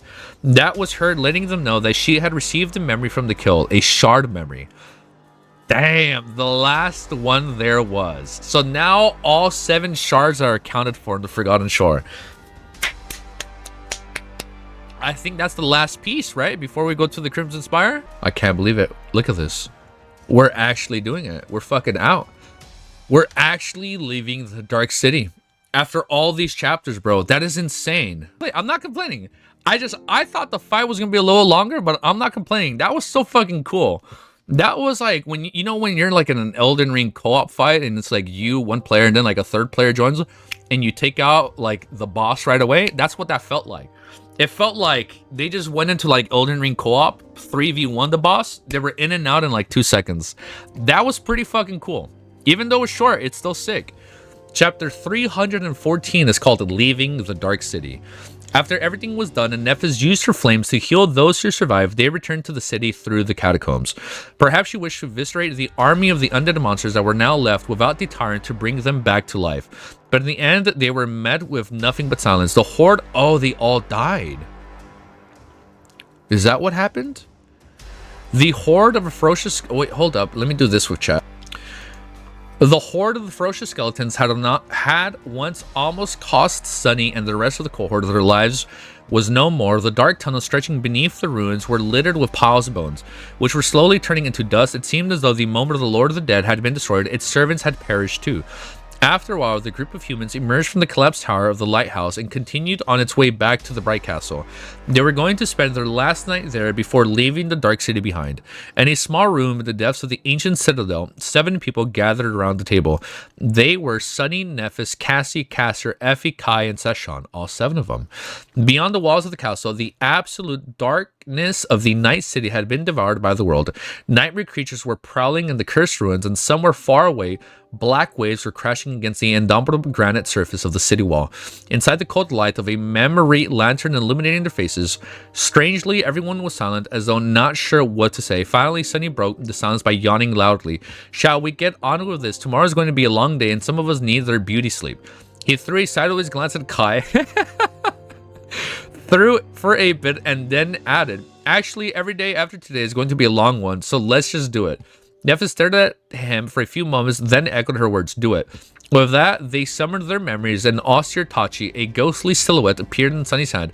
A graceful warhammer with a narrow beak appeared in Session's. Effie summoned her beautiful bronze spear and a heavy round shield. Finally, a simple band of metal decorated with a single gem waved itself from the light and rested gently on Changing Star's head. This is so sick. They were the shard memories.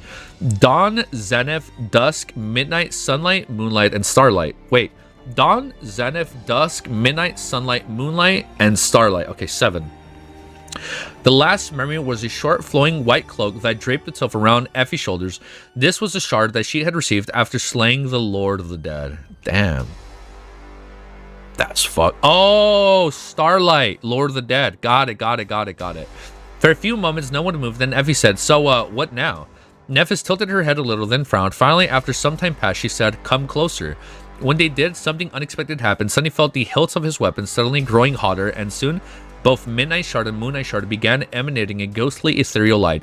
The same was happening to the other shards. 7 beams of light shot towards the center of the room and collided, then they fused with each other, and soon 7 objects weaved themselves from the light and hovered in the air. They were keys forged out of the lustrous metal with 7 shining stars engraved on their surface.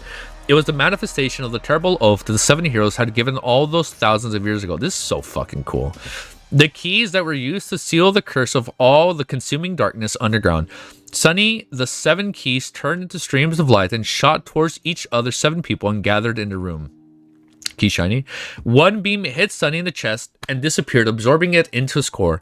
The voice of the spell resounded in his ears. You have received an oath key. That's a new sound effect coming from the spell. You have received an oath key.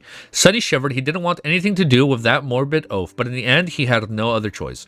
Glancing at the rest of the people gathered in the room, Changing Star lingered for a moment and then said, we're ready. In the dim light of the dawn, the gates of the castle opened for the last time. A long procession of humans walked through them, leaving the ancient citadel that had sheltered them for so long.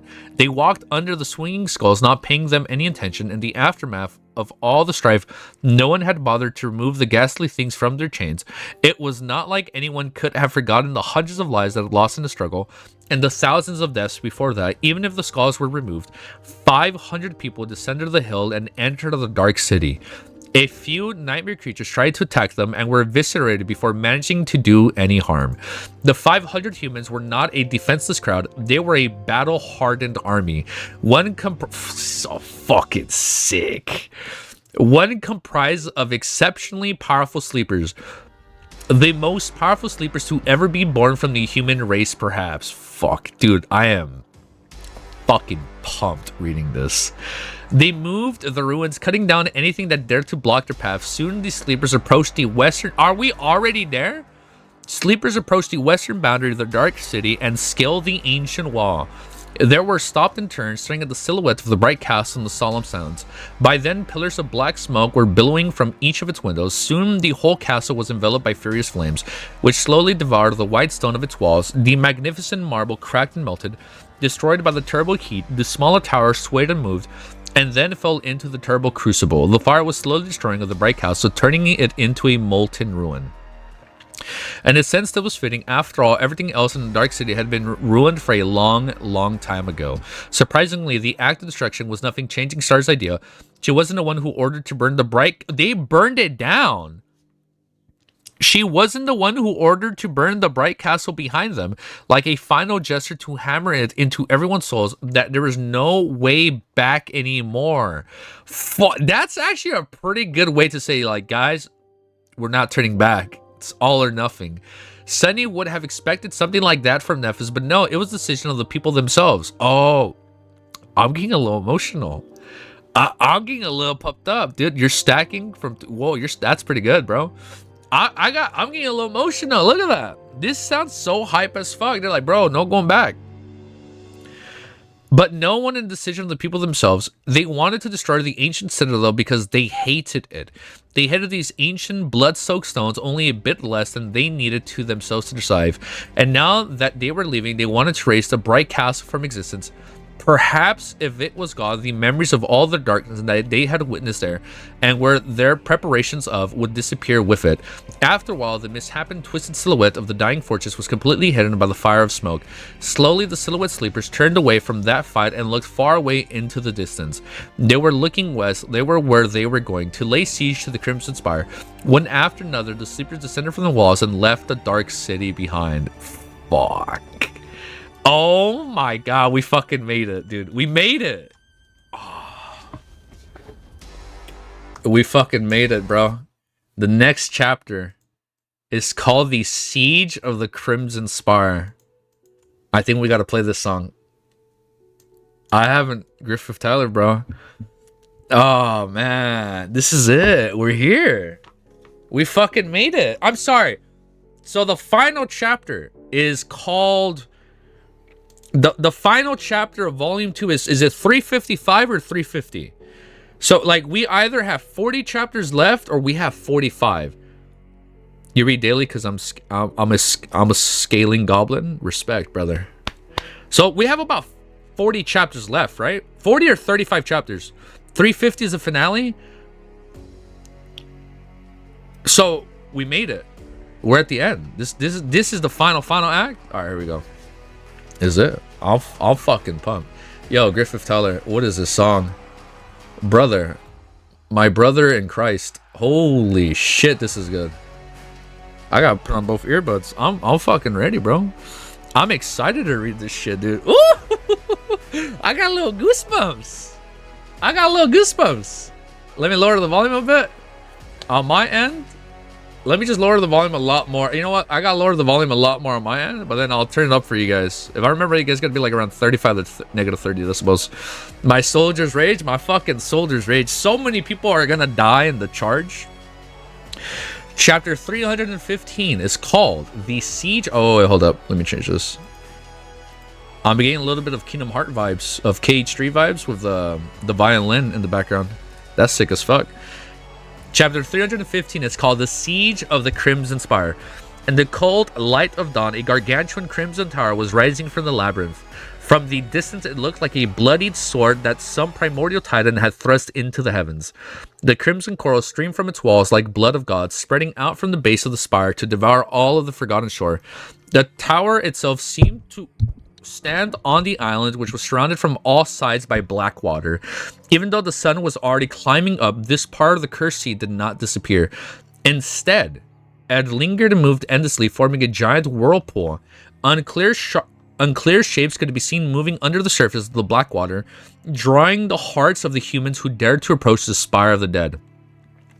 Sunny looked over in the endless expanse of the Crimson Tower and paled up close. It looked even more ominous, oppressive, and terrifying. He struggled to believe that the cyclophene and structure had been built by human hands, let alone that it had been their salvation once a long time ago.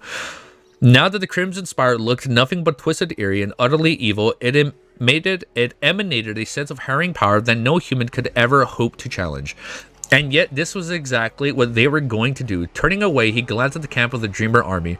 For the past week, the 500 of them had traveled the labyrinth to reach this place. Did any of them die?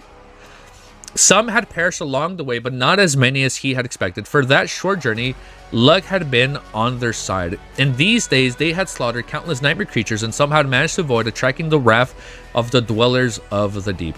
They had seen the headless statue of the Lord that stood halfway between the dark city and the Crimson Spire, and many other wondrous and terrible things. Bam. It's fucking... It's gonna be so sick reading the fucking webtoon, dude.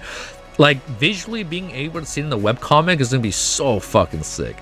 And now they had almost reached their goal. People were busy preparing for the battle. The dread that had felt at dawn after looking into the Crimson Spire, which was now so close, turned into grim, determined, and resolve. Everyone was making final preparations. Some were checking their armor and weapons for the last time. Some were hurriedly building makeshift fortifications. Some were praying, begging the dead gods to save their lives. Truth be told, Sunny was the only person who appeared to be idle. Well, what did they expect? Nephis still had not told him what exactly his role in the battle was going to be. Not that he was obligated to listen, of course. With a sigh, he turned to the other members of the cohort, who were... Oh, I'm losing my voice! Who were gathering around a fire, discussing the plan of the battle for the 100th time. Everyone seemed oh my god, big word. Uncharacteristically somber today. One after another, they left to join in the preparations. Soon, Changing Star was the only one left. With a bit of reluctance, Sunny approached her and sat down, staring at the fire. After all, he said, "This is very strange, don't you think? Is it too quiet? Is it empty?" She glanced at him and raised an eyebrow. Nephis had changed a lot since the first time they met, but also remained exactly the same. She was still calm and confident, with ivory skin and beautiful silver hair. She was still strong and full of conviction. It was just that her eyes seemed a bit hollow these days. What is? Sunny shrugged. Just all of it. If someone described this scene to me a year ago, I would have been really perplexed, and yet here we are. He lingered for a bit and then added, "We've come very far, the three of us." Both of them glanced at Cassie, who maybe... You know what? In the last few chapters, Cassie's been... She hasn't been sidelined. Maybe we haven't had that much of Cassie. Like, her character has just been very quiet and, like, in the shadows, you know? No pun intended. I feel like that's intentional, right? Because of her visions. Like, maybe she's trying to hide it, right? Both of them glanced at Cassie, who was busy explaining something to the artists and representatives. Her delicate hand rested on the hilt of the quiet dancer. After all, Nephis nodded. Yes, and now we just need to make one last step. Both of them remained silent for a bit, thinking about how the final step was going to be the hardest yet. Incomparably so. Then Sunny sighed. "So what do you want me to do? From how you kept avoiding the subject for these past days, I'm guessing that it's not something trivial." Changing Star smiled, then looked at him with white sparks dancing in her eyes. A really small thing, really. Then she turned to face the Crimson Spire, hesitated for a while, and then suddenly said, "Give me your hand." When Sunny did, something traveled through her cool skin into the shadow core. He summoned the runes and looked at them, already knowing what he was going to see. And there it was, listening among his memories, Oath Key 7. Somehow she had gathered the remaining 6 keys from the rest, and now she was entrusting them to Sunny. Whoa! This is not good. I think I know what might happen. I have a theory. I have a theory why Sunny's been in the shadows. I'll talk about it right now. Still looking at the Cyclophane Tower, Nephis said, "I want you to destroy the Dark Sea, or banish it at least." Sunny grinned. A really small thing indeed. Very soon the sun rose, and the dark whirlpool surrounding the Crimson Spire became a little smaller. Silver bridges of red coral rose from the depths, connecting the island to the rest of the forgotten shore. And out there on the island, countless silhouettes suddenly began to move, crawling out of the Crimson Mount. They were the nightmare creatures guarding the Cursed Tower. All kinds of horrors were among them. There were members of the Carapace Legion, scavengers,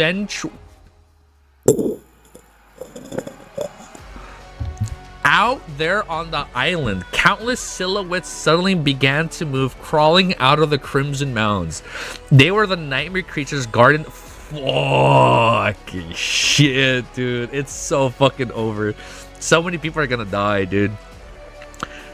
That's insane. There were nightmare creatures guarding the Cursed Tower.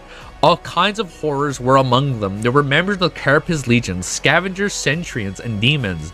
There were colonies of carnivorous worms, giant centipedes that secreted corrosive oil. This is so fucking sick.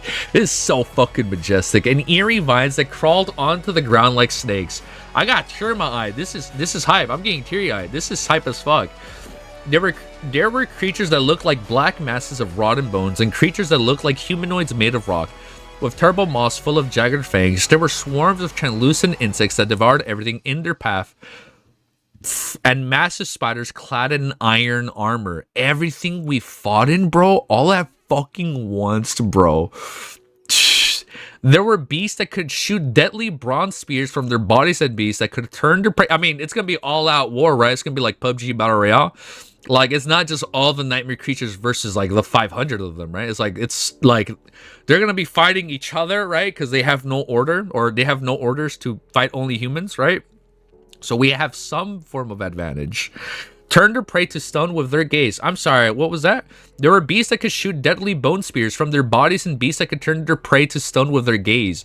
There were corpses with red flowers growing from the holes, and flesh and giant abominations that resembled praying mantises. How the fuck do we fight this, bro? If those were made of glass and bloodied clay, and I don't, this is so over, bro. And many more that Sunny had never seen, fought, or could describe. All of them moved together in strange harmony, devoid of the usual territorial aggression that forced the nightmare creatures of different tribes to fight each other. They were subjugated by the Crimson Terror and now serve to guard the Spire. Bro, what is this, bro? Frank, what kind of message is that? There's like a whole empty gap. That's a cool text. Like a terrible wave, the horde of monsters rolled over the bridge of the Crimson Coral and flowed towards the human army. From his position of the back of it, Sunny could clearly see the bodies of those standing in the front of line tremble and take an involuntary step back. Some even dropped their weapons. A moment later, Effie's loud she's gonna give the charge speech, right? A moment later, it's like fucking Gladiator, right? Like it's the speech, right? A moment later, Effie's loud voice rolled over the rows of sleepers. Stand your ground, wretches. If anyone runs, I'll kill you myself. Strangely, her irritated shout calmed down the fear in their hearts. A moment later, however, it was drowned in the cacophony of the approaching horde. The battle from the Crimson Spire had begun. God damn, this fucking sick.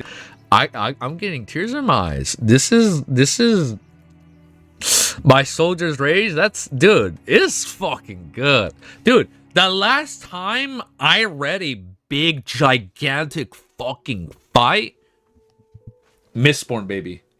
The final book of Mistborn, Hero of Ages, had one of like the craziest, gigantic, fucking full-on clash where I was like, it's like the end of the world level of fight, bro. It's like light versus darkness, bro. And I'm like, bro, I was in tears reading it.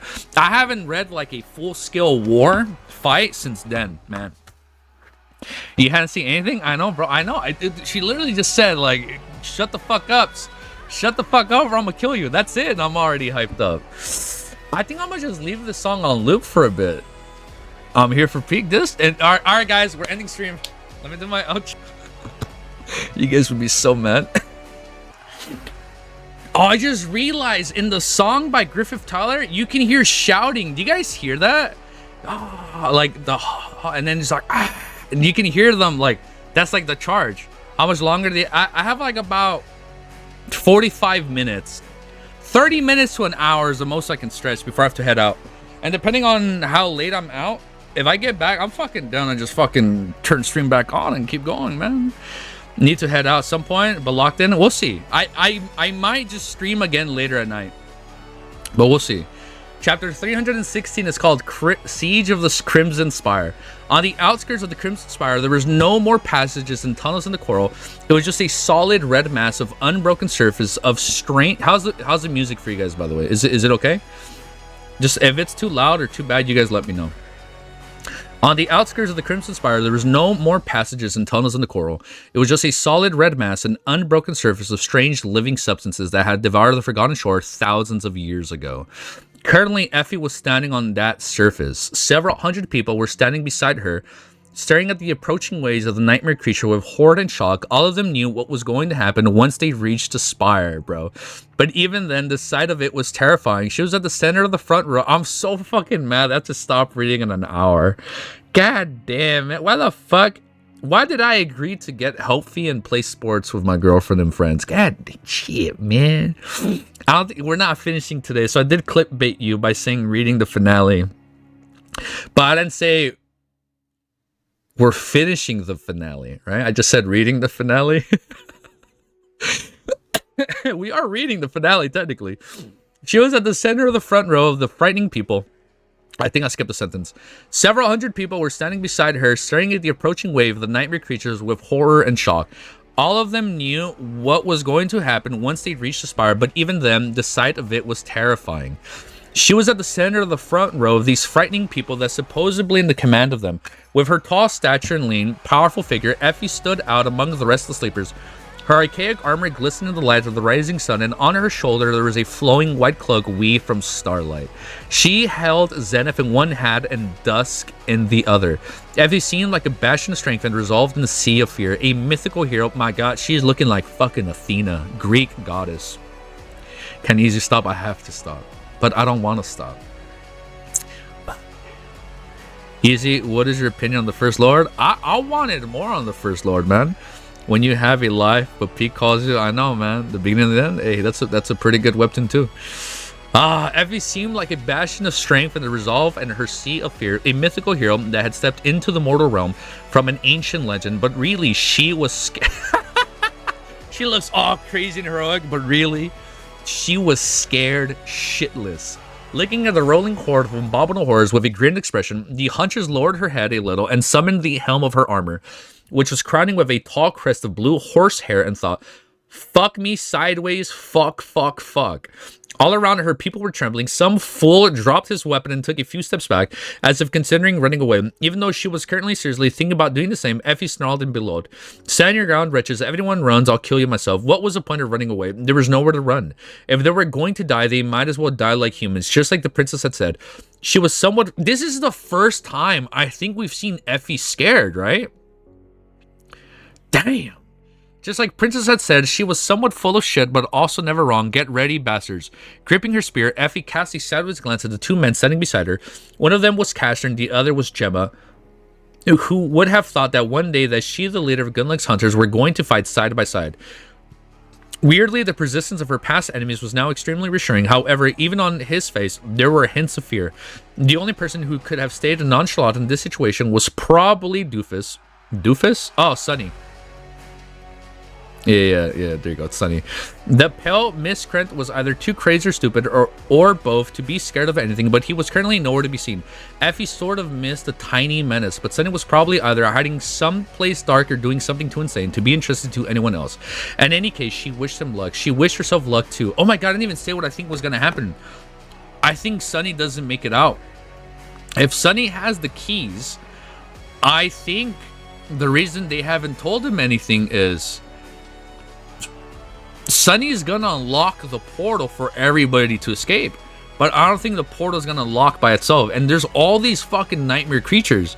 So in my mind, I'm like, Sunny's gonna have to stay behind Locket, and I wouldn't doubt it if we get some crazy ass cliffhanger ending where like the portal closes and Sunny looks and turns around and it's like him versus all these nightmare creatures. I wouldn't doubt if that's how it ends.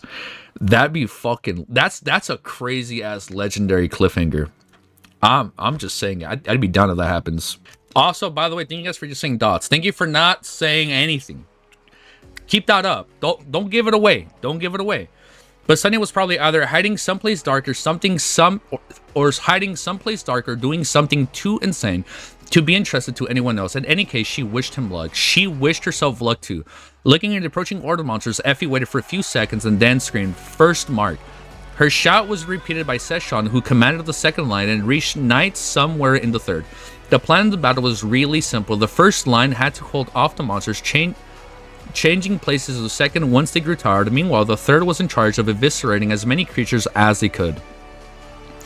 But first, they had to withstand the initial charge. Nothing was more important than breaking the momentum of the attacking horde. Somewhere behind her, the enchanting voice of their resident idol gave the command to fire the siege engines. I'm getting sweaty, bro. I gotta turn on the air, but I know if I turn on the air, I'm gonna start coughing. These monstrous machines were constructed by the artisans and were supposed to be able to pierce the armor of the most heavy protected nightmare creatures, as long as they were not fallen, of course. Let me lower the brightness down on my PC. One sec. A strange and melodic sound reached her ears. A fraction of a second later, 6 heavy metal spears, each at least 2 meters long, flew above their heads with incredible speed. They streaked through the air and coiled in the front of the horde, sending bits of chinted and streams of blood to the ground. My hands are a little shaky right now. This is hype, bro. Focus on your IRL stuff first. Dude, like, I'm a little excited. She was one of them that beheaded giant crab-like creature. The other pierced right through a blood-red mantis and skirted several monsters behind it. The wave of horrors did not slow down one bit. There was just so many of them. Feeling a shiver run down her body, Effie gritted her teeth and shouted, "Second mark." Almost immediately, a rain of arrows fell on the monsters, wounded many and killing a few. There were many of the other projectiles mixed in the arrows, some sleeping using slings, crossbows, or more exotic projectile weapons.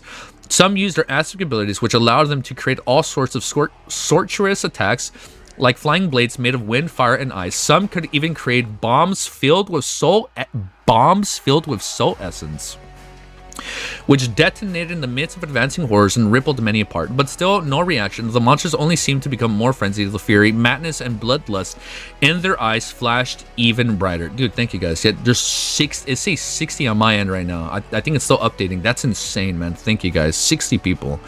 The second rain of arrows fell, and shortly after, 6 more spears shot from the makeshift ballistae, like ballistas, crashed into the horde. By then, the nightmare creature were already too close to the front line of humans to change anything. Making a step frown, Effie strained her muscles and threw Zenith Shard into the approaching mass of abominations. The beautiful bronze spear shattered the steel carapace of an especially tall creature and pierced its heart. How could it not kill, empowered by the miraculous enchantments of the Crown of Dawn? All of their weapons and all of their armors were currently being fed raw power by Changing Star. I keep forgetting she's able to, like, enhance everybody. All around the steel demon, numerous abominations fell, killed in a similar fashion by the memories thrown by other sleepers. Summoning the spear back, Effie watched the first row of nightmare creatures fall into deep ditch of the artisan created just an hour earlier. Those moving behind them simply stepped on the bodies of their fellow abominations and continued moving forward, but finally the speed of the horde was diminished, if only by a little. Damn brace. Then all she had time to yell before the wave of monsters crashed into the line of humans. Then the world was consumed by nothing but madness, havoc, and death. Bro, come on, bro. This is barely that was 2 fucking chapters of the siege, and I'm fucking excited, bro. Oh my god. So are you guys ready? This is the 3rd fucking chapter of the siege of the Crimson Spire. Chapter 317, Siege of the Crimson Spire 3. Alright. We'll just say this is 3. Putting her weight behind the dust shard, Effie leaned into the shield and gritted her teeth. A moment later, monsters below landed on it, strong enough to crush dust into dust. But unlike Sunny's marvelous echo, she was not made out of stone. Instead, Effie was made out of something far more resilient. Arge. Why did I say Arge like a fucking pirate? Oh my god, that's so funny. Pushing him with all his strength, she felt a shockwave of impact run through her entire body and then dissipate into the ground. Her bones groaned but held together, despite the terrible pressure she held to. A moment later, Effie growled and pushed even harder, throwing the carapacentron that had crashed into her a couple of centimeters back. Simultaneously, her spear shot from behind the shield and pierced the black chitin, sinking deep into the flesh of the monsters. She twisted it and severed the creature's spine, then slammed her shoulders into the dust shard, sending the massive corpse flying off the bronze spear. India. Oh, that's crazy. Welcome, welcome. Just in time, a second later, and the tall bastard would have skewered her with one of its sides from above. But as soon as the centron fell to the ground, another abomination was already taking its place with a terrible salivating maw. In Fury's eyes that burned with madness, cursed it all. All around Effie, the bodies of humans and nightmare creatures were entangled into an undiluting, bleeding, and roaring mess. Claws and steel weapons rose and fell, sending streams of blood, splinters of bones, chunks of flesh to the ground, screaming of fear, pain, and fury, mixed with the indescribable howling of the nightmare horde, into a cacophonous litany of death. In this split second, she noticed one of her fellow hunters throwing the body of an iron spire that had jumped onto him back with a thunderous strike of his shield, a stone golem biting into someone's head with a terrible jagged fangs. R.I.P. A giant centipede wrapping its long, segmented body around the screaming human, sinking into its 100 legs into his melting armor. Then Poland, Sklund, Dishland, New Zealand, Switzerland. Wow. Germany? Wow. That's crazy. You guys from all over the world. That's so wild. Then she had no more time to stare. Hold your misbegotten waves. India, damn. Taking a step forward, she dodged a herring slash of a 3-meter tall mantis-like creature scythes and brought the edge of her shield on the leg of the abominable thing. The thing limb practically exploded, sending the monsters crashing down right on the blade of her spear, which flew upward and turned the head of Mantis into a red smudge. Before the creature even fell to the ground, Effie had already spun, receiving a rain of blows on her heavy shield. Her spear lashed out from behind it, pierced the body of the attacker through the heart. 1 a.m. for you? Damn. Blood flower. Effie held her breath and kicked the rotten primate in the chest, sending it flying back before too much of the damn pollen escaped the wound. The body of the blood flower had collided with another monster and exploded into a bloody chunks of force of the impact. You have slain ... Noticing a shadow moving to her right. So we know that the blood flower does affect other nightmare creatures. So I think that was a good move. Noticing a shadow moving to her right, Effie turned and thrust her spear forward, but at the last moment she pulled it back. The point of the bronze blade stopped just a few centimeters away from another human's face. For a fraction of a second, they stared at each other, Effie with confusion, the vaguely familiar young man with belated fear. Then a massive shadow moved behind him, and the youth's head suddenly separated from his shoulders in a stream of blood, cut cleanly off with one slash of the demon's blade. Damn. Effie's like, oh, I almost hurt him. Dies. That's so fucking brutal, dude. Effie looked up at the terrible creature, but before she had time to react, something crashed into her from the side, sending a wave of pain through her body. With a grunt, she slid to the bloodied coral and twisted her torso to put the shard between herself and the attacker. A quick glance let Effie know that her armor was still intact, even if just barely. The point of impact was covered with seething acid which was biting into the metal, trying to burn through it. Thanks to the enchantment of the Dawn Shard, however, the breastplate remained unscratched. She shifted her weight, preparing to deflect the next attack of the giant centipede. Before Effie could, though, something heavy landed on her back, trying to sink into the teeth into her neck. She felt drops of blood streaming from her chest. A furious growl escaped from her mouth, throwing the zenith shard into the maw of the charging centipede and practically severing the blood of the creatures down its length. She screeched, her freed hand back, caught the monster that was trying to bite her head off, and threw it through the ground. The body of the abomination hit with enough force to make the coral crack. Just to make sure that the bastard was dead, she stomped on it with her foot, shattered the head and damn thing into pieces. Wow. But as soon as she did, 4 more were already the second she's done with one more show up. But as soon as she did, 4 more were already around her. Their sharp claws, fangs lusting to taste her blood. Bringing the dust shard down on one of them, Effie grinned and twisted the summoning her spear back. With blood streaming from her wound's neck, she dodged a powerful claw laugh. Bastards, are you trying to eat me? Huh? Let's see who's gonna eat who, fools. Out around her, the first line of the Dreamer army was slowly buckling under the pressure of the Nightmare Horde. So many of them were already dead, and more were dying every second. Their bodies were torn into pieces and devoured, disappearing into the mass of monsters like morning dew. That night she was so harrowing and chilling that the mind simply refused to process it. And yet the sleepers of the first line, those who possessed the most powerful combat aspects and the best memories, had achieved their goal.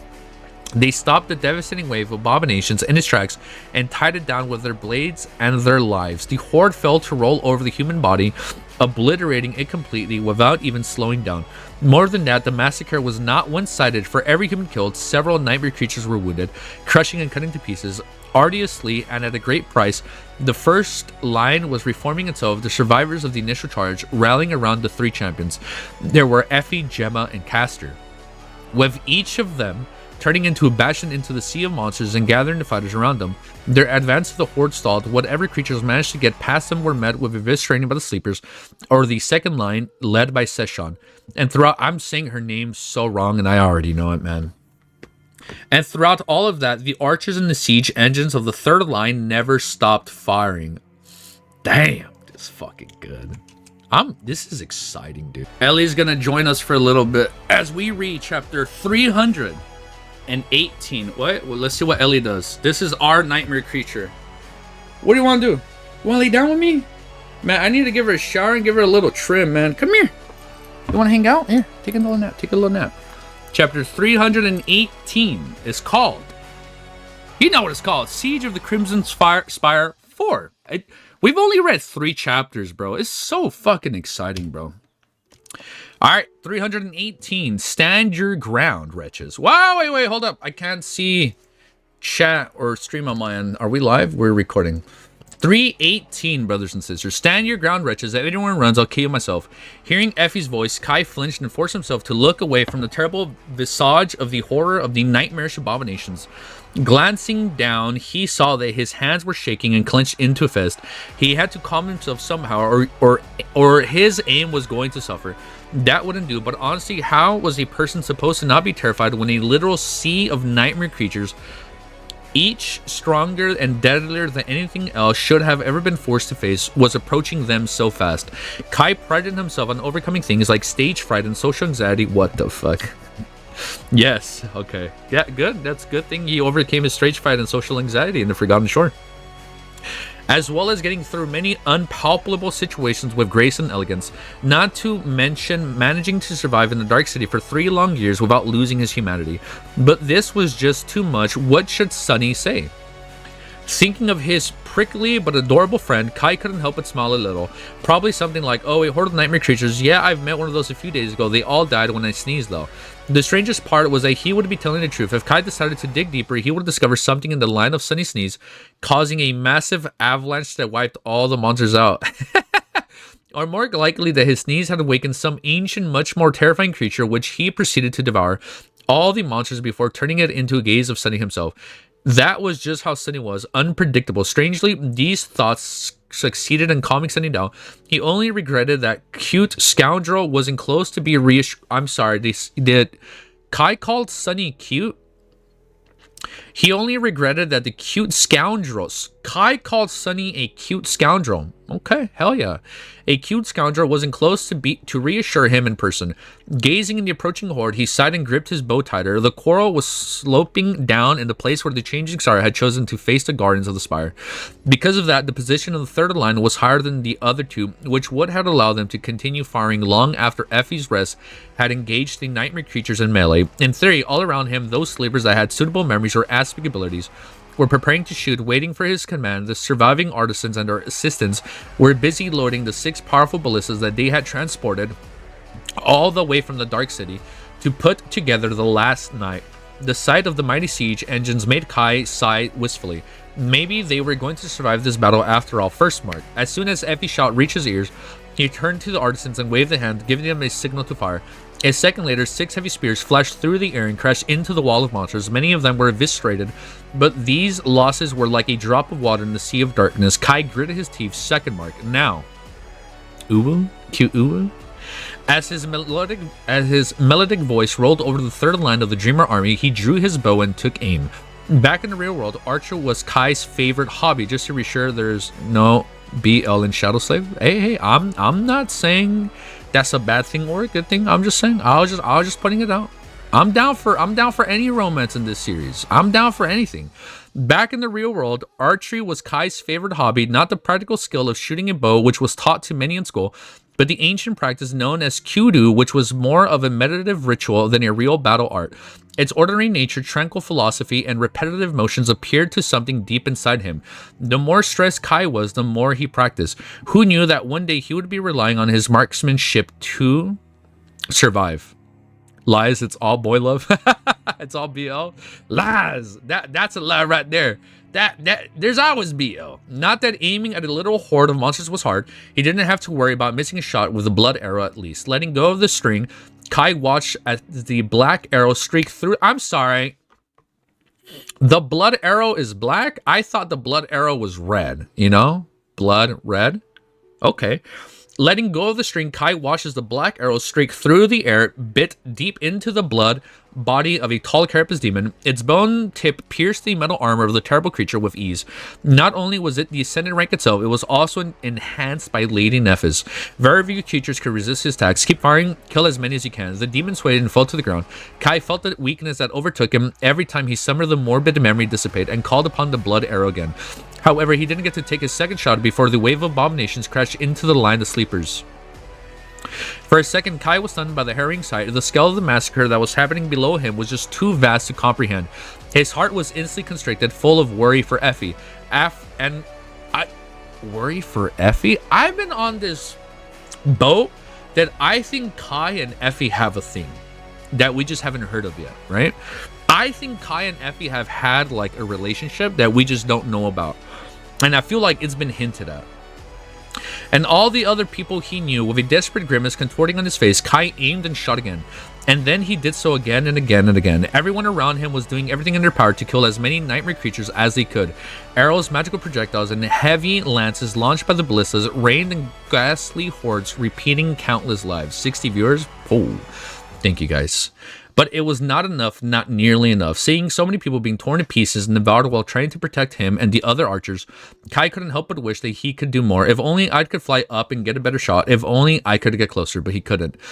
With others lost themselves in the battle completely, Kai had to keep a cool head. After all, he was responsible for the third line of the Dreamer army. The lives of all these young men and women depended on him. That was why he kept his eyes on the merciless gray skies just a few meters above them, almost invisible in the bright sky. In the bright light of dawn, a vast net made of sharp iron wires were drawn above the battlefield. I'm sorry. Are these other enemies? I'm scared, bro. What the fuck is this? Oh shit, I lost my place. Wires battle. The wires for this net was collected in the labyrinth from all the areas where the iron spiders were known to the nest and fashioned into the aerial barrier of the artisans. It was meant to protect them from the terrifying creatures that could fall at any moment from the skies. After all, the Crimson Spire did not only have a terror of a horde of guardians, it also had its messengers. Are they about to come crashing down right now? Is that what's gonna happen? Chapter 319, Siege of the Crimson Spire 5. Draw your bows, take aim, endure. Kai's words were meant to keep the morals of his troops more than they were meant to serve as actual instructions. To tell the truth, he did not have to do as much, and at least not yet. There was no such thing as coordinated volleys when it came to archers. Everyone just had to send one arrow after another into the seething mass of the nightmare creatures as fast as they could. He had to do the same too. On the ground near him, several quivers full of arrows waited for their turn. Kai was shooting without respite, alternating between using the blood arrow and these mundane ones. It took time for the ghastly memory to return to his hand, so he had to use something else in between. A good archer had to be able to fire 12 times in a minute, an excellent one twice that. Gritting his teeth, Kai drew his bow, took aim, and held his breath and fired. Every movement he had to be efficient, quick, and precise. As soon as one shot was done, another one immediately started. Draw, aim, release, draw, aim, release. Repeat and repeat and repeat. In these moments, he had to become less of a human and more of a methodical battle machine that ran on all cylinders without stopping even for a moment. He put an arrow into the eyes of the terrible abomination and looked like a giant snake made of seaweed and rotting flesh. Another pieced the chest of a massive bestial primate and impaled him with a carapace of a mantis-like creature. The third bit into the neck of the mantis and greedily drank its tainted blood, causing the monster to stumble and fall. Kai felt that he was drowning. Back in the waking world, archers were already portraying as nimble, graceful warriors, someone who excelled in agility and speed, as opposed to the brute strength and physical might. They were beautiful maidens, elegant youths, and cunning rogues. Maybe that was why he had been attracted to bowsmanship to begin with. Their reality, however, couldn't be further from the truth. It took a lot of strength to pull the string of a combat bow. The draw weight of a good bow was so much as 50 kilograms. What is 50 kilograms? We can go for a little bit more. It's worth it. It took a lot of strength to pull the string of a combat bow. The draw weight of a good bow was as much as 50 kilograms on average, 20 times the weight of a sword, and the memory bow like his were much more monstrous. They were never meant for mundane humans, so pulling the string every few seconds burned through his stamina in mere minutes. Very soon, Kai's muscles screamed in pain as his lungs seemed to be on fire, but he couldn't stop. He had to keep shooting no matter what. 100 pounds? Thank you. Damn, that's a heavy-ass bow. What the fuck? Or I guess like the weight, right? The strength when you're pulling it. Keep at it, draw, aim, endure. How could he allow this insignificant pain, this unearned exhaustion to slow him down when out there belonging to so many humans who were dying in agony to keep the enemy away from the line of archers? Letting loose another arrow, Kai drew in a hoarse breath and glanced up, almost out of habit. However, this time his gaze lingered on the different gray skies. Then his eyes widened. At some point, 5 black dots appeared high above the battlefield, flying in an eerie, perfect circle above it. A cold chill ran down Kai's back. Messengers. Oh, shit. 5 fallen monsters were observing the massacre that was happening below them with foul indifference. Even though he could not see their hurrying shapes too well, Kai could somehow feel the gaze. Why aren't they attacking? As if to answer his question, a smaller dot appeared from the clouds and fell down through the circle created by the messengers, and then another and another. You're going to read another 200 so chapters? Yeah, only another 200. Just a second later, countless nightmare creatures poured from the gray skies and dove down, swiftly approaching the ground. There were so many of them that their mass resembled a swirling black column of a colossus tornado. Kai trembled, his face paled. However, he did not allow fear to prevent him from fulfilling his duty. Skyward squads, aim high. At this point, about half of the sleepers in the third line were supposed to switch their attention and repel the aerial threat. However, engrossed in the battle that was happening below, most of them didn't hear or understand his words. Kai grimaced. And then his clear, enchanting voice rolled out of the entire battlefield once again, this time easily piercing through the clangor and the havoc of the terrible strife. Skyward squads, aim high. This was the voice that he had used to sing the most difficult notes in the front of hundreds of thousands of people. Only the dead could not hear it. Brought back to reality by his voice, the archers quickly aimed at the sky, just in time. Kai let the blood arrow loose, then saw it fly upwards, hit one of the winged abominations in the chest. The monster convulsed and dropped vertically down, hitting the sharp wires of the iron net with a sickening sound.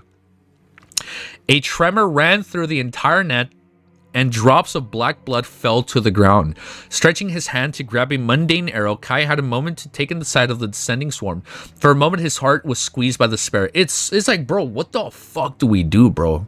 Like, how do we hold out? There were so many of the flying nightmare creatures that it was impossible to count them all. Among the swarm of horrors, there were the giant locusts that he had fought before, massive abominations with hungry maws and bat-like wings, repulsive birds with bro, it's so fucking over. How the fuck do we fight this, bro? Repulsive birds with fleshy tentacles growing from beneath their pale feathers, and many more horrors he had never seen and could have never imagined. And above them, 5 black dots continued to circle in the sky. So those are the bad guys. All right, like those are the bigger bad guys giving orders. Putting the arrow on the string of his bow, Kai banished fear and doubt from his heart and drew it. Then he aimed at the closest abominations and willed it to die. A moment later, his arrow hit the creature right in the eye. Most of the archers around him had already switched to their targets. Only the siege engine crew and those with abilities and memories unsuitable for firing upwards could continue to pelt the nightmare horde with deadly projectiles. The quickest of the descending monsters were eviscerated, and soon a rain of corpses fell on the iron net. But for a few lucky ones who had avoided the arrows and dove down to devour humans who stood on the ground, Kai held his breath when the first one of them hit the iron wires at full speed. What if the net broke? But it did not. At least for now, the artisans had done their job well. Instead, the creatures were instantly sliced apart, its body disintegrating into a rain of blood and strangely symmetrical chunks of flesh. The sight of it was morbidly fascinating. Thank God, reaching for another arrow, Kai found nothing but emptiness. Looking down in confusion, he saw what his quivers were empty. Have I used so many? He's out? He's fucking out of bows? So he only has the blood arrow. That's it. Before he had time to process that thought, however, someone had already been thrown 2 fresh quivers on the ground in front of him. Picking up the arrow with aching fingers, Kai inhaled through his teeth and raised his bow. Draw, aim, endure. This is good, dude. This is raw, bro. What I like right now is that the main characters that we've been with for so long are like in the front lines fighting. And in Lord of the Mysteries, there was a war, right? And like our characters fought and took their parts in the war, but like I think we never really had like where like all the characters like fought in a war together. It gets so much crazier later on, bro. Imagine me 16, 17-year-old and Dead Slaughter. That shit would fuck me up, bro. That's the shit that's so messed up. They're all most of them are teenagers, dude, and they're fighting. That's fucked up. 200, sorry, we regress. Chapter 320. Damn, we made progress today, bro. Siege of the Crimson Spire. 6. Draw, aim, endure. Just as Knight shouted these words, Aiko tripped and fell. The bundle of arrows was carrying in her arms, scattered to the ground. Ouch. Picking herself up from the coral, she hurriedly gathered the arrows and dashed to the nearest archer, then placed them near his feet. In the battle of the role of the people like her, those who were too weak to fight and did not possess a useful aspect were simultaneously the most simple and the most chaotic. They were charged with supplying the sleepers participating in the battle with everything they needed, be it arrows, crossbow, bows, stones for the slingers, or anything else. There were several teams of runners doing different things. Initially, she was supposed to help carry the wounded for the first time in second line to the makeshift hospital. At the back of the formation, there were a few people with ask abilities having to do with healing, waiting to help. Her friend Stev was one of them, but as it turned out, there wasn't a lot of wounded in the battle. Most simply died on the spot, so she was left with nothing to do and ended up here helping to supply the archers. She had just brought 2 quivers tonight and was on her way. Wait, how crazy was that? Trying to catch her breath, Aiko glanced around and shivered. Crazy, this is crazy. The scene in front of her was just too bizarre to be true. Several hundred sleepers were besieged by a horde of nightmare creatures on the ground, with another falling on them from above. All in front of an ugly, endless tower of the crimson coral. Surely she was dreaming. And dude, this whole time, we have not seen the original trio. Sunny, Nephis, and Cassie, bro, they're doing other shit in the shadows that we don't know yet. I feel like they're the ones that snuck into the Crimson Spire and are going up it right now. Of course you are. This is a dream realm, you dimwit. And yet, to the weirdest thing of all, was that she was stuck in all the craziness was none other than Night from Nightmare. From Nightingale, the breathtakingly beautiful idol whose portrait hangs on the wall of the most girls her age back home. Despite the fact that the two of them had known each other for more than a year and were even on friendly terms, this fact was the one that pushed the surrealism of the situation over the edge. This was exactly the kind of weird dreaming teenager girl like her would have. Just as a thought about it, someone fell to the ground a few meters away from her, turning her head to the ground as a muffled curse. Aiko saw Stev and another sleeper carrying a crude stretcher. On it was a young woman covered in blood and pale, and a ghost. Her leather armor had torn apart on the verge of dissipating. A moment before Stev's partner had tumbled down, it appeared as though he was wondering himself, albeit not too seriously. Running up to them, Aiko took over and helped the ample giant keep the stretcher over. Carrying the weight with her tiny body was not easy, but she gritted her teeth and persevered. Together they hurried to the back of the formation. On the way, they had to run past the desperate archers and the exhausted crews of the siege engines who were really slowly but surely running out of the masses' lances to hurl at the rampaging horde. From the looks of it, things weren't going well for the Dreamer army. Down below, the first line of it was process was being completely eviscerated. 3 islands of residents still persisted in the sea of monsters, but Aiko didn't know how much longer these poor people would be able to hold. The second line was now entangled with nightmare creatures too. The initial plan had been for these 2 forces to switch positions to give the exhausted warriors time to rest, but now it was never going to happen. Up above, more and more corpses were falling on the invisible iron net. Despite that, the number of flying abominations did not seem to diminish at all. The metal wires were growing, having to carry more and more weight. Oh, as they fall down, right? They keep stacking. Are we all going to die? Feeling cold dread spread through her body, Aiko trembled and involuntarily turned her head to the tallest point of the Dreamer army camp. There on the protruding mound of the Crimson Coral, she saw 3 figures. There they are. One was Saint Nephis herself, the other was her blind oracle, and the third, wait, why is that guy doing here?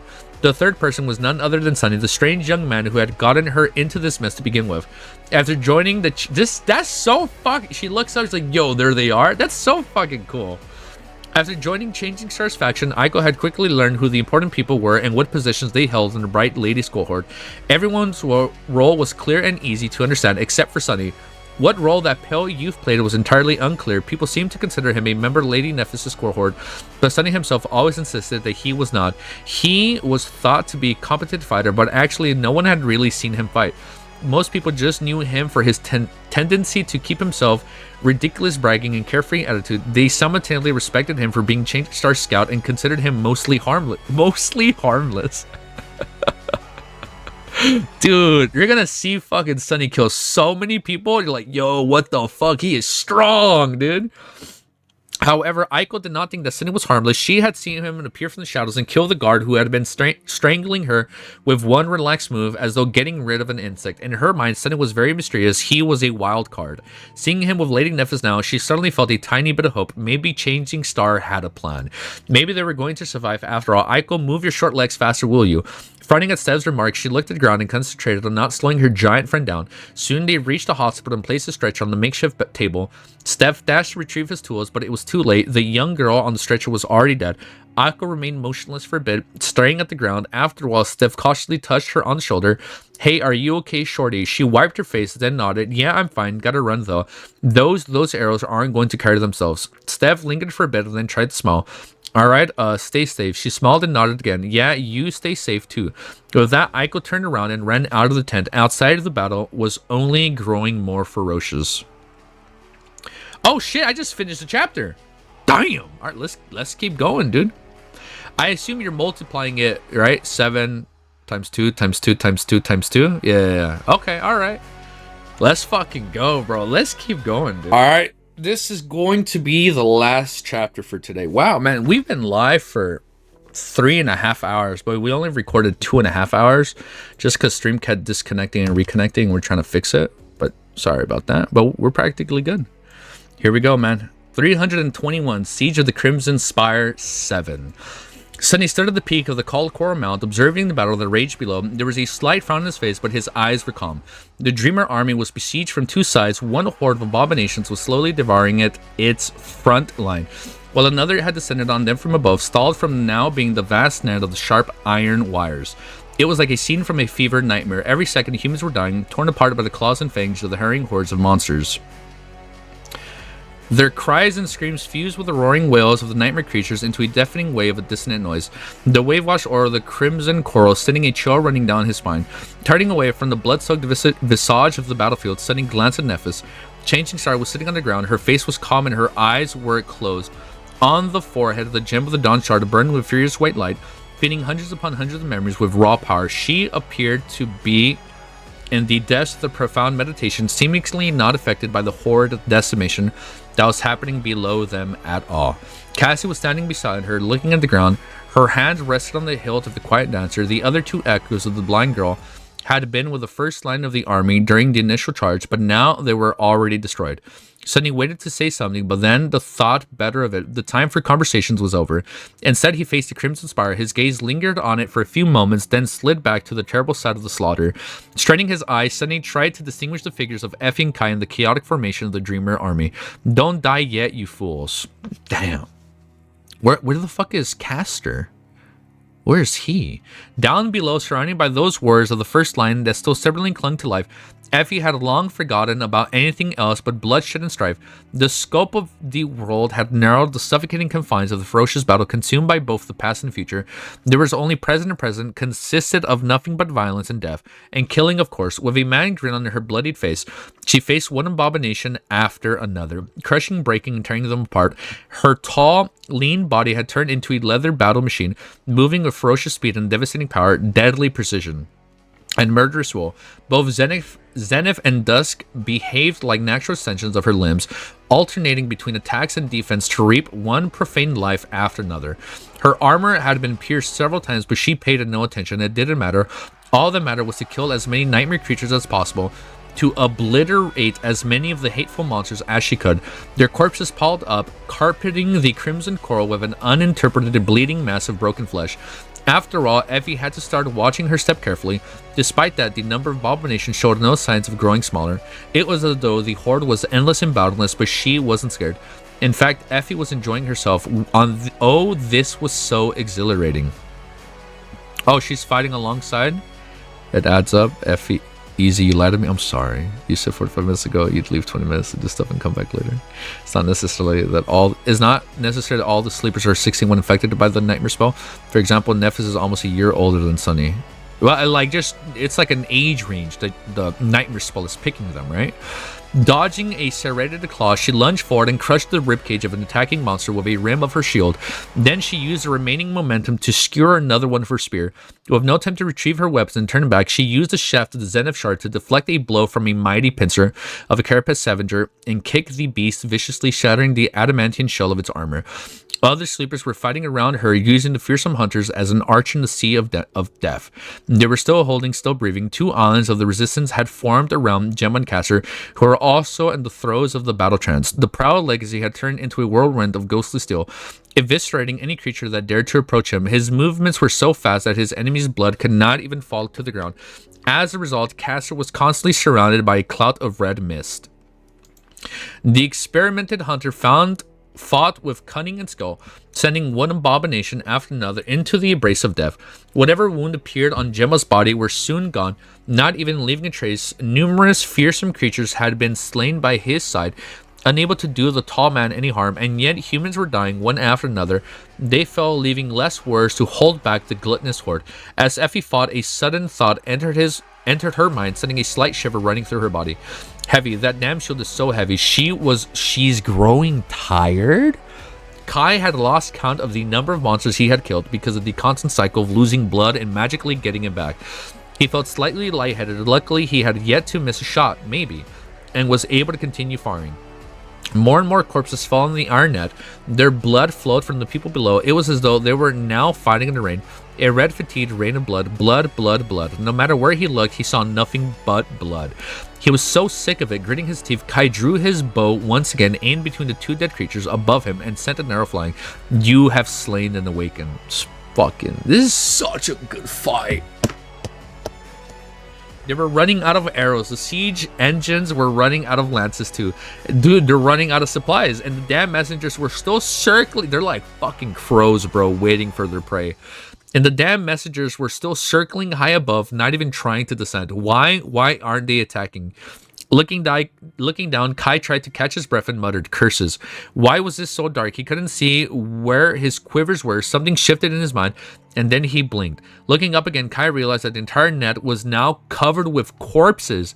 There were so many dead nightmare creatures that they formed the macabre carpet that veiled the battlefield from the sun. There wasn't a lot of daylight seeping through the net arrow, and it was growing darker and darker with each second. What the fuck, dude? That is insane. His eyes widened, not because of the deep darkness, but because Kai suddenly heard the iron wires groaning under all the weight, almost as if strained too much and on the verge of tearing apart. No way it's gonna break. The protective net was going to break soon. His face spelled, I swear to God, if I get a cliffhanger. Oh no. On the tall mound of the Crimson Coral, Changing Star suddenly opened her eyes and looked at Sunny. God, what a cliffhanger. Son of a bitch. It's time. I'm so fucking mad, dude. What a fucking cliffhanger. I want to keep reading, but I gotta go. God, man. That's insane, bro. This is the most Shadow Slave we've read in a year. I'm sorry it's taking us a year to read 322. Honestly, by the time we're done, and 365 days, and wow, we almost averaged one chapter a day. I'm sorry. Lord of the Mysteries was a pretty big series, but we got through it. This is insane.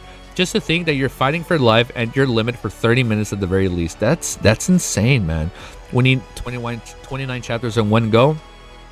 I'll be honest. I don't think we're getting 29 chapters in one go. So this is what I'm planning to do. Before I read your message, Royal, you said for reference. I'm planning, hopefully, if everything works out, I come back later tonight. I read for like another hour or two. Right? Which hopefully gets me in the 330s, mid-30s. Right? And then I have like 15 chapters left. And then I can now finish those tomorrow. Right? That is the goal.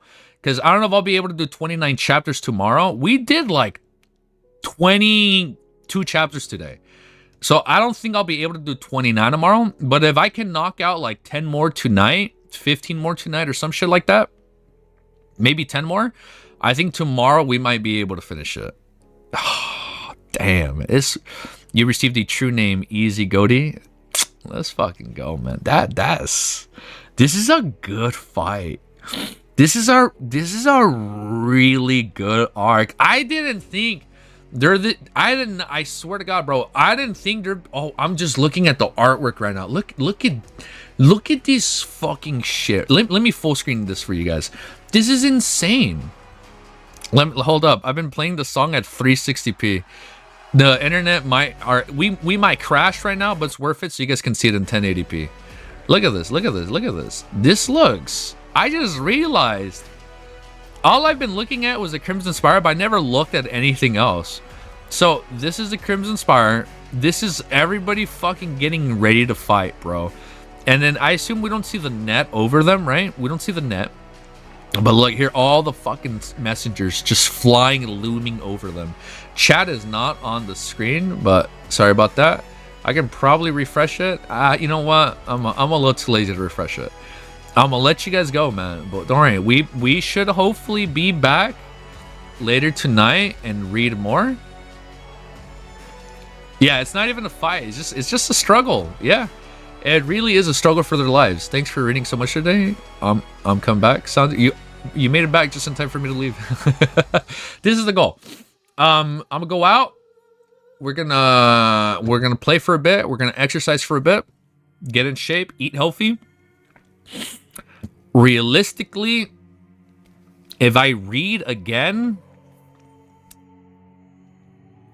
If I potentially read again, it will be in 4 hours. Maybe 4.5 hours. And we knock out 1 more hour. If not, we'll do tomorrow. We'll see how far we can get. Because I'm not going to stream in the morning. If I do stream, it's going to be like around this. I don't know. Fuck, man. I don't know what time I'll be able to stream tomorrow. It might just be another last minute announcement like today. I got to do something in the morning. And then something in the evening. So I need to do something in between. Hold up, I'll let you know. So if you like what you see and want to see more, make sure you guys like, comment, subscribe. And I'll see you guys all fucking super fucking soon for this finale. Later. Poor Cammy, easy. I will remember your light. No. Hey. But we've had so many beautiful moments for the last year, Cammy. So it's just one lie. It was one accidental lie. Later, guys.